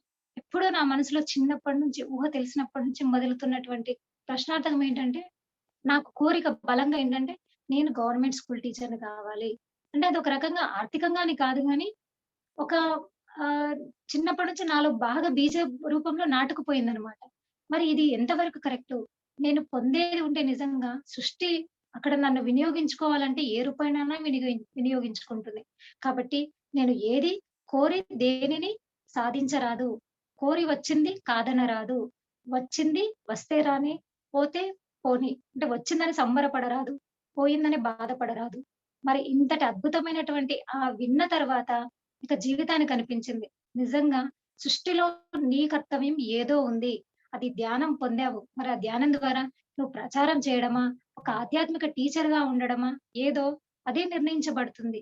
ముందు ముందు జీవితంలో ఏది జరుగుతుందో అదే రాబడుతుంది. ఏది ముందుగా కోరుకోకూడదు అని చెప్పే సత్యాన్ని ఎప్పుడైతే నేను తెలుసుకున్నానో, ఆ రోజు నుంచి ఈ రోజు దాకా ఏ అంటే అక్కడ ఎక్కడ ఏ రోజు కూడా దీనికి సంబంధించినటువంటి దుఃఖం అనేది రాలేదు మాస్టర్స్. ఇంకా లోపల గూడా అంటే బాగా మనస్థితిలో ఎలా అంటే కొన్నిసార్లు బాగా వేదనకు గురయ్యేదాన్ని. అది గుర్తొచ్చిన ప్రతిసారి గూడా ఎలా ఉండేదంటే ఆహ్, దాని యొక్క ఎఫెక్ట్ ఇంట్లో పని సరిగ్గా చేయకపోవడం. అంటే చేస్తున్నా గూడా అక్కడ త్రికరణ శుద్ధి లేదనమాట. అంటే ఎవరైనా టీచర్స్‌ని చూసినప్పుడు నేను పొందలేదు. అలాంటి స్థితి నిజంగా దాని వెనకాల ఎంత కష్టపడ్డాను. మరి నా పరిస్థితి ఏంటి? ఇలా బాగా బాధ అనేది గురయ్యేదాన్ని. కానీ ఇప్పుడు ఎప్పుడైతే జ్ఞానాన్ని తెలుసుకున్నానో ఈ ధ్యానం ద్వారా పొందినటువంటి ఆ జ్ఞానంతో నిజంగా నన్ను నేను కాస్తంత మలుచుకున్నాను, మార్చుకున్నాను. ఆ శిలలో ఉన్నటువంటి శిల్పాన్ని బయట ఉన్నటువంటి ఆ పై భాగాన్ని తొలిచేస్తే ఒక అందమైనటువంటి ఆ రూపం ఎలా అయితే ఏర్పడుతుందో, ఆ మలుచుకునే స్థితిలో ఈ ధ్యానం అనేది నాకందింది. నన్ను నేను సరికొత్తగా మార్చుకోబోవడానికి ఇంతకంటే గొప్ప అవకాశం ఇచ్చినటువంటి, ఈ వరాన్ని ఇచ్చినటువంటి ఈ జన్మకు పత్రిజీ సార్ గారికి నిజంగా ఈ జ్ఞానాన్ని అందిస్తున్నటువంటి మిగతా మాస్టర్స్ అందరికీ కూడా నిజంగా వారికి వేల కృతజ్ఞతలు. ఈ జన్మలో మరి ఇలా ఈ ప్రచారంలోనే ఒక ఆధ్యాత్మిక టీచర్‌గా ఉందా నా పాత్ర? మరి ఇంకొకటి ఉందా? ఏంటి అనేది అంతే ఉందేమోనని చెప్పేసి ఒక్కసారి అనిపిస్తుంది. ఇంకా ఎలా నడిపిస్తాడో, ఎలా నడిపించినా ఆ గురువుని పట్టుకొని వెళ్ళడమే తప్ప ఇక మనస్థితిలో అంటే ఒక లాజిక్ మైండ్‌తో ఏది ఆలోచించొద్దనేది మాత్రం బాగా తెలుసుకున్నటువంటి విషయం. ఈ అవకాశం ఇచ్చినటువంటి జయశ్రీ మేడం గారికి, ఇంతసేపు ఓపికతో విన్నటువంటి మాస్టర్స్ అందరికీ కూడా నిజంగా ప్రత్యేకంగా కృతజ్ఞతలు మేడం. నేర్చుకునే స్థితిలో ఉన్నాను కాబట్టి ఎక్కడైనా చిన్న పొరపాట్లు, తప్పటడుగులు వేసుండొచ్చు. కాబట్టి వాటిని సరిచేసుకుంటాను నిజంగా. ఎందుకంటే ఆ పొరపాట్లతోనే మనము ఒక దారిలో వెళ్తున్నామంటే ఖచ్చితంగా ఆ ఎదుగుదలలో చిన్న చిన్న పొరపాట్ల నుంచే నేర్చుకుంటాం. కాబట్టి వాటన్నిటిని కూడా సరిచేసుకుంటాను. ఈ అవకాశం ఇచ్చినందుకు ప్రతి ఒక్క మాస్టర్‌కి గూడా వేల కృతజ్ఞతలు. Thank you so much madam. Thank you. Thank you madam. Radha madam చాలా చక్కగా చెప్పారు. ఎంతో అద్భుతంగా మరి ధ్యాన యోగం, కర్మయోగం, జ్ఞాన యోగం గురించి ఆ పదాలు ఎట్లా అరటిపండు ఒలిచి చేతిలో పెట్టినట్టే చెప్పిండ్రు. చాలా చక్కగా చెప్పిండ్రు. ఎంత చక్కగా బోధించుంటే చాలా వినడానికి ఇంకా ఏం చెప్తదో అన్నట్టు ఉంది. అద్భుతమైన జ్ఞానాన్ని చాలా హ్యాపీ అనిపిస్తుంది మేడం. మీరు ఇంత చిన్న ఏజ్ లో ఇంత చక్కగా ఎంతో చక్కగా చెప్పారు. నిజంగా మరి మీ సేవ ఇక్కడ అవసరం. అందుకే మీకు ఆ జాబ్ అక్కడ రాలేదు. ఆ గవర్నమెంట్ జాబ్ అక్కడ రాలేదు. ఈ సమాజానికి మరి ఇంత చిన్న వయసు ఇంకా ఎంతో మందికి ఎన్ని జూమ్ సెక్షన్ మీరు అక్కడ చెప్పింది కేవలం స్కూల్ అనే చెప్తుంటాం. ఇక్కడ అందరికి ఎంతో మందికి సేవ చేయాల్సింది కాబట్టి మీరు ఇక్కడ ఉంది మీ వర్క్ కాబట్టి మీకు అక్కడ జాబ్ రాలేదు అనిపిస్తుంది. ఇంకా జాబ్ కన్నా ఎక్కువ మీరు తెలుసుకున్నారు చాలా అద్భుతంగా. మరి ఇంత జ్ఞానాన్ని అందించినందుకు ఉమ్మడి పాలమూరు జిల్లా నుంచి ప్రత్యేక అభినందన తెలియజేస్తున్నా మేడం. Thank you. మాట్లాడండి వేరే వాళ్ళు. మాట్లాడండి అమ్మా. హలో రాధా గారు. మేడం నమస్తే. నేను పుష్ప. గంటలు కూర్చున్నాం అనడం కన్నా అంటే అది ఇంపార్టెంట్. క్వాంటిటీ కన్నా క్వాలిటీ టైం అంటే క్వాలిటీ ఉండాలంటారు. నేను కూర్చున్నంత కొద్దిసేపట్లో అయినా సరే ఎటు పోనివ్వద్దు మేడం ఆలోచనలు. అంటే మనకు సాధ్యమైనంత వరకు మేడం సార్ ఏం చెప్తారంటే పనులన్నీ పూర్తి చేసుకొని కూర్చోమంటారు. ఈ ఆడవాళ్ళ పరిస్థితి ఏంటంటే ఒక పక్క పనులు ఉంచుకొని సరే ఇప్పుడేదో కూర్చుందాం. మొదట్లో ఇదే పరిస్థితి. నేను ధ్యానం చేయాలి గంటలు గంటలు. అందరికి ఇన్ని రకాల అనుభవాలొస్తున్నాయి. నేనేదో తెలుసుకోవాలి. ఈ పిల్లలేమో నాకు ఇబ్బంది పెడుతున్నారు. ఇద్దరు చిన్న పిల్లలు మేడం. 4 ఏళ్ళు, 7 ఏళ్ళు ఇద్దరికి. వాళ్ళ ఇంట్లోనే ఈ లాక్‌డౌన్ కదా! స్కూల్ లేదు ఏం లేదనమాట. సో, అలా ఏమనిపిచ్చేదంటే వాళ్ళకి కావాల్సినవి అట్లా సర్దేసి నేను అలా కూర్చుందామంటే పగలంతా అల్లరి, వాళ్ళ ఆటలు. నాకు బాగా ఎట్లా అనిపిచ్చేదంటే నన్ను డిస్టర్బ్ జేస్తున్నారేమో పిల్లలు. కానీ తర్వాత తెలిసింది. ఏది మనలో డిస్టర్బెన్స్ అనేది ఉండదు. అంటే ఈ పనులు గూడా ఇంపార్టెంటే గదా మేడం. ప్రాపంచిక పనులు ఇంపార్టెంటే. అది ఆధ్యాత్మికమే ఇంపార్టెంటే. కాబట్టి ఏ టైం వీలవుతుందో ఆ టైం. సార్ చెప్పినట్టేంటంటే పనులన్నీ ముగించుకొని అంటే వీళ్ళు పడుకున్నాక రాత్రి లేకపోతే తెల్లారుజామున 3, 4 మొదట్లో 3 అలా లేచేదాన్ని మేడం. 3 నుంచి దాదాపు ఒక 2 గంటలు అలా చేసేదాన్ని. మళ్ళీ ఒక్కొక్కసారి కొంచెం టైమింగ్ చేంజ్ అవ్వడం వల్ల నైట్ జేయడం. ఒకటే మేడం మనకెప్పుడు వీలవుతుందో అప్పుడు కూర్చోవడం.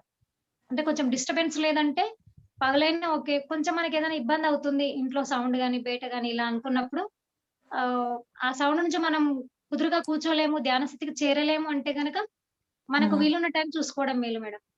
ఎక్కువగా రాత్రయితే ఏ అలజడి, అలికిడి ఉండదు. అవును మేడం. అవును. లేదా తెల్లవారుజామున ఇంకా బెటర్ మేడం. Thank you. అసలు థాంక్ మీరు యూ మేడం. ఎట్లా చెప్తున్నారో అసలు మాకసలు అర్థమైతలేదు. వచ్చి 6, 7 మంత్స్ అయింది గదా! కానీ మీ అసలు అనుభవాలు గూడా విన్నాను చాలా గదా మేడం బాగా ఇంతకుముందు. సో, ఇలా ఓకే. అంటే ఒక్కొక్కరి అనుభవం నుంచి నేర్చుకున్నది కొంత సాధనది ఒకటే అనిపిస్తది మేడం ఓసారి. అలా ఎలాంటి ఆలోచన లేని స్థితి కూర్చోవడం అంతా చెప్పిస్తారు అంతే ఇక మన చేత. ఇదే తెలుస్తుంది బాగా ఈ మధ్య. రండి చాలా బాగా అర్థమైంది. చక్కగా చెప్పారు యోగ పరంపర అంతా. చాలా చక్కగా అర్థమైంది. మీరు లేట్‌గా వచ్చినా గూడా చాలా తొందరగా పికప్ అయ్యారు. ఎన్నో జన్మల సాధన ఉండి ఉంటుంది మీకు. మేము 3 ఇయర్స్ నుంచి చేస్తున్నాను నేను. చాలా చక్కగా చెప్పారు. చాలా బాగా అర్థమైంది కూడా. Thank you. Thank you. Thank you. నమస్తే సుజాత మేడం. చాలా నమస్తే. బాగా అసలు ఎంత అద్భుతంగా మీరు చెప్పినారు మేడం. ధ్యాన కర్మయోగం, భక్తి యోగం, ధ్యాన యోగం, జ్ఞాన యోగం, రాజయోగం గురించి చాలా అద్భుతంగా చెప్పారు. మొత్తం పాటు అంటే ఏ ఏ అంటే A1, A2, A3 అట్లా ABCD లెవెల్ మొత్తం మనం చాలా బాగా చెప్పినాం. కానీ ఇంకోటి ఆత్మ అసలు ఈ శరీరము ఇవి కళ్ళు చూస్తున్నాయి, చెవులు వింటున్నాయి, నోరు మాట్లాడుతుంది. ఏది అసలు నాది అంటాం. నాది అంటే ఇది నా నోరు, నా ముక్కు, నా అంటే నేను ఎవరు, లోపల ఉన్నది ఎవరు, అసలు ఆ స్థితిది చెప్పినాం మేడం. అద్భుతంగా ఉంది మేడం సబ్జెక్ట్ మాత్రం ఈరోజు. అసలు చెప్పే విధానం కూడా ఎంత క్లియర్ గా చెప్పినాం అంటే స్టెప్ అండ్ స్టెప్ చెప్పినాం మేడం. అసలు అర్థమయ్యేటట్లు చాలా బాగుంది.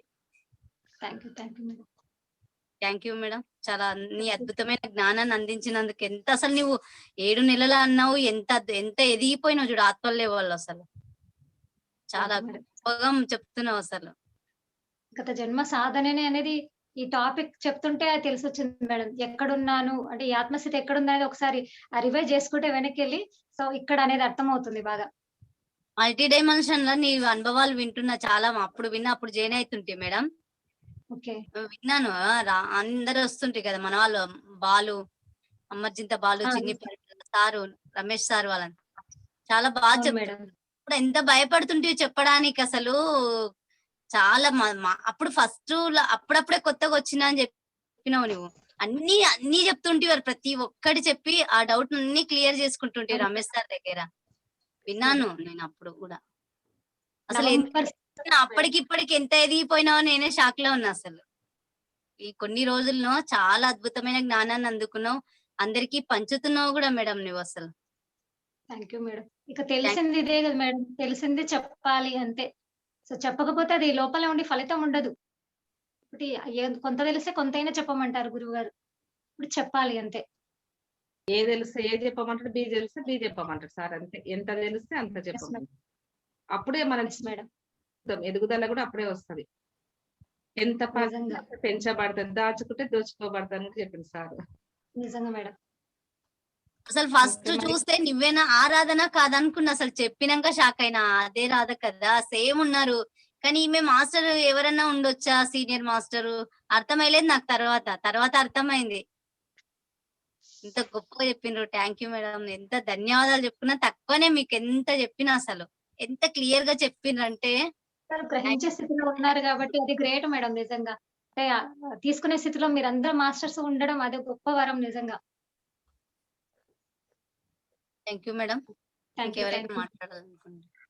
ఇంకెవరైనా మాట్లాడండి. మీరు పేరు చెప్పక ముందే వీడియో ఆన్ చేసుకొని మాట్లాడండి దయచేసి. ఒక్క సెకండ్ మాట్లాడండి. మీరు విన్నదానికి ఒక్క సెకండ్ మాట్లాడండి. బాలు మాట్లాడిందా? బాలు మాట్లాడు. బాలు మీరే అన్మ్యూట్ చేసుకొని మాట్లాడాలి. అందరిని అన్మ్యూట్ చేసుకొని మీరే మాట్లాడాలి.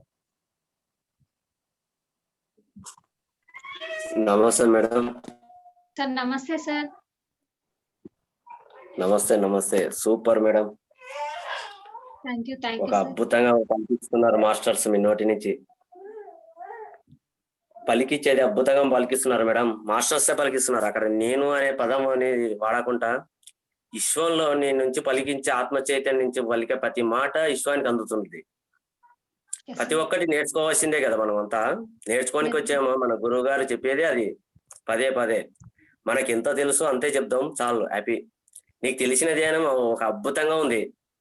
Thank you, ఎన్నో sir. క్లాసులు, ఎన్నో జూమ్ సెషన్లు ఇప్పటికి పాల్గొంటున్నా. ఇంకా అనేక జూమ్ సెషన్లు పాల్గొనాలి. నీకు తెలిసిన ధ్యానాన్ని ప్రతి ఒక్కరికి పంచుదాం అంతే. Thank you, మనం thank ఒకరి you, నుంచి sir. నేర్చుకుందాం. ఇక్కడ చెబుతున్నంటే నేను కాదని పదం పెట్టుకొని అయిపోయి నేర్చుకోవడానికే చెప్తున్నా అని చెప్పు. ఇక్కడ నువ్వు చెప్తున్నావు అంటే నువ్వు నేర్చుకుంటున్నావు అంతే. Yes, sir. ఒకరికి నేర్పడం లేదు, మనం నేర్చుకుంటున్నాం. Thank you madam. Super. Thank you, sir. Okay madam. Thank you. ఇంకెవరైనా మాట్లాడతారా? సార్ సోమసుందర్ సార్ మీరు మాట్లాడి క్లోజ్ చేయండి సార్. టైం కూడా అయింది కదా. Yes, మీరు sir. మాట్లాడుతున్నారు. ఓకే మాస్టర్స్, అందరూ ప్రతి ఒక్కరు మాట్లాడాలి. ఎప్పుడు వింటూనే ఉండకూడదు, వింటూనే ఆనందిస్తూ ఉండకూడదు. ధ్యానంతో పాటు జ్ఞానాన్ని తెలుసుకున్న జ్ఞానాన్ని ఏమైనా సందేహాలు ఉంటే ప్రతి ఒక్కరూ మాట్లాడడం నేర్చుకోవాలి. అవసరం ఉన్నా లేకున్నా ఏదో ఒకటి 2 నిమిషాలు మాట్లాడడం నేర్చుకుంటూ ఉంటే అదే అలవాటు అయిపోతుంది.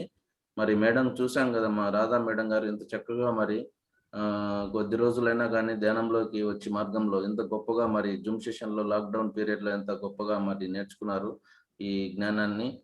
ఎంతో మంచి ఆత్మజ్ఞానాన్ని, మరి ధ్యానం యొక్క విశిష్టతను, మరి గత జన్మ కర్మలు ఎలా ఉంటాయి, మరి మానవ యొక్క జాతి, జంతు జాతులు, వృక్ష జాతులు, ఖనిజ జాతులు నుంచి ఎలా మరి జన్మ తీసుకుంటారు అనే పరిణామ క్రమాన్ని కూడా మరి ఎంత గొప్పగా మరి కర్మ సిద్ధాంతాన్ని వివరిస్తూ మరి ఆ యొక్క ధ్యాన యోగాన్ని, జ్ఞాన యోగము, భక్తి యోగము, ఇలాంటివన్నీ విషయాలు ఎంత అనర్గళంగా, మరి నేనేమి తక్కువ మాట్లాడుతున్నాను, ఎక్కువ మాట్లాడలేదని చెప్పి అయినా కానీ ఎంత గొప్పగా అసలు అనర్గళంగా చెప్తున్నారు.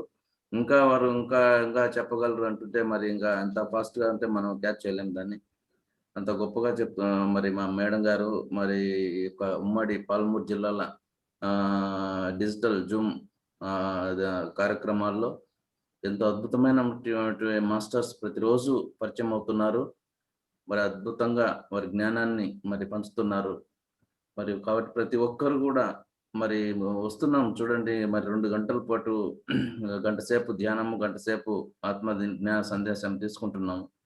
ప్రతి ఒక్కరూ 2 నిమిషాలు మాట్లాడడానికి ప్రయత్నిస్తే మరి ఒక నిర్వాహకులు కూడా ఈ యొక్క కార్యక్రమాన్ని నిర్వహిస్తున్నటువంటి వాళ్లకు, చెప్తున్నటువంటి వాళ్ళకు కూడా ఒక ప్రోత్సాహంగా ఉంటుంది. వారు మరింత మంది గొప్ప మాస్టర్లతో ఎంత మరి దీని వెనక ఎంత కృషి ఉంటుందో ఒకసారి ఆలోచించండి. మాస్టర్లతో మరి మాట్లాడటము, వాళ్ళను ఒప్పించటము, మరి జూమ్ కార్యక్రమాలకు తీసుకురావటము, ఈ జూమ్ కార్యక్రమాల యొక్క ఎంత వీటి వివరాలు పూర్తిగా వాళ్ళకి చెప్పటము, ధ్యానం ఎంతసేపు ఉంటుంది, మరి ఎంత బ్యాక్గ్రౌండ్ లో ఎంత వర్క్ చేసి మరి మనకందరి కోసము మరి ఏర్పాటు చేస్తున్నారు. మరి అఖండంగా మరి ఇంత 185 జూముల దాకా చేస్తున్నారు మేడమ్స్. మరి వీరి కృషికి మనం కూడా ఎప్పుడు ఒకే చోట ఉంటామా చెప్పండి? ఎప్పుడు ధ్యానం చేస్తూనే ఉంటామా? ఎప్పుడు వింటూనే ఉంటామా? మనం ఎప్పుడు మరి మరి మాట్లాడగలం? మనం కూడా ఒక రాధా మేడం లాగా మరి ప్రతిరోజు వస్తున్న మాస్టర్ల లాగా ప్రతి ఒక్కరూ మాస్టర్లు కావాలి అని మన గురువు గారు చెప్పినట్లు ప్రతి ఒక్కరూ తెలియని విషయాన్ని తెలుసుకోవాలి, తెలుసుకున్న విషయాన్ని తెలియపరచాలి అన్న మరి ధ్యానాన్ని నేర్చుకోవాలి, ధ్యానం నేర్పాలి, ధ్యానాన్ని ప్రచారం చేయాలి. కాబట్టి ప్రతి ఒక్కరూ తమలో ఉన్నటువంటి బుద్ధత్వాన్ని మరి మేల్కొల్పి మరి ప్రతి ఒక్కరు ఒక బుద్ధులు కావాలి అన్నది మరి పత్రిజీ ఆశయాన్ని మనమందరం సహకారం చేసే దిశగా ప్రతి ఒక్కరూ ప్రతిరోజు ప్రతిరోజు ఈ రోజు కూడా 40 మంది దాకా జూమ్ కార్యక్రమాలు వస్తున్నారు, వింటున్నారు. మరి ఎంతో మంది గొప్పవారు అందరూ మరి తమ అభిప్రాయాన్ని కూడా మరి తెలియజేస్తూ ఉన్నారు.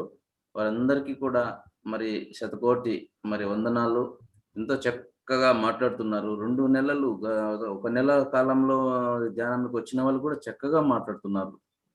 లక్ష్మీదేవి మేడం కానీ, ఇంకా మేడం గోవర్ధనమ్మ మేడం, ఇలాంటి వాళ్ళు కూడా అంతా కొత్త మరి ఎంతో మరి చక్కగా మరి అభిప్రాయాలను పంచుకుంటున్నారు.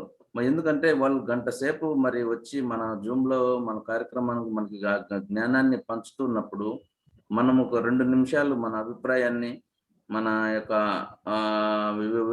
వివరణ విశ్లేషణ ఇవ్వడం ద్వారా వాళ్ళకు కూడా ఎంతో మరి స్ఫూర్తిదాయకంగాను మరి ప్రోత్సాహంగాను ఉంటుంది. కాబట్టి ప్రతి ఒక్కరూ దయచేసి మరి మాట్లాడటానికి ప్రయత్నించండి. అది ఎవరి కోసమో కాదు, మన కోసము మనం చేస్తున్నాం. మేడం వచ్చారు చెప్తున్నారంటే మన కోసము, మేడం కోసము ఎవరి కోసం వాళ్ళు మరి పాటు పడుతున్నాము. కాబట్టి ప్రతి ఒక్కరూ ఈ యొక్క ఎంతో అద్భుతంగా వస్తున్నారు, ఎంతో అద్భుతంగా కార్యక్రమాల్లో పాల్గొంటున్నారు, ధ్యానంలో పాల్గొంటున్నారు, జ్ఞానాన్ని తీసుకుంటున్నారు. మరి ఏ భయము లేకుండా ఇంత గొప్ప ప్లాట్ఫామ్ మరి కల్పిస్తున్నారు మేడం గారు. దాన్ని సద్వినియోగం చేసుకుందాం. మనం ఇక్కడే మరి ఎందుకు మాట్లాడతాము? ఎవరో ఏమో అనుకుంటారు. ఎవరో ఏమనుకోరండి. అందరూ గొప్ప జ్ఞానం ఉన్నటువంటి మరి ధ్యానులు, అందరూ ఆత్మ జ్ఞానులు ఉన్నారు ఇక్కడ. కాబట్టి ప్రతి ఒక్కరూ నిర్భయంగా ప్రతి ఒక్కరూ మాట్లాడటం నేర్చుకోవాలి.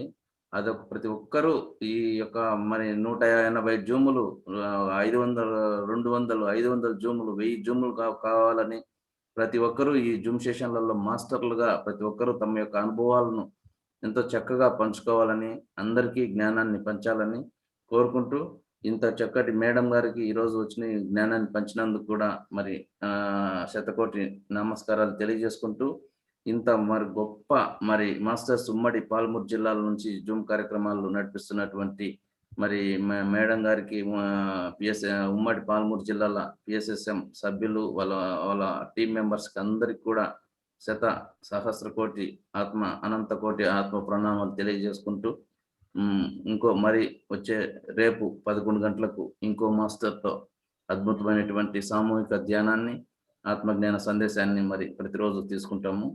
ఓకే మాస్టర్స్, నమస్కారం. Thank you sir.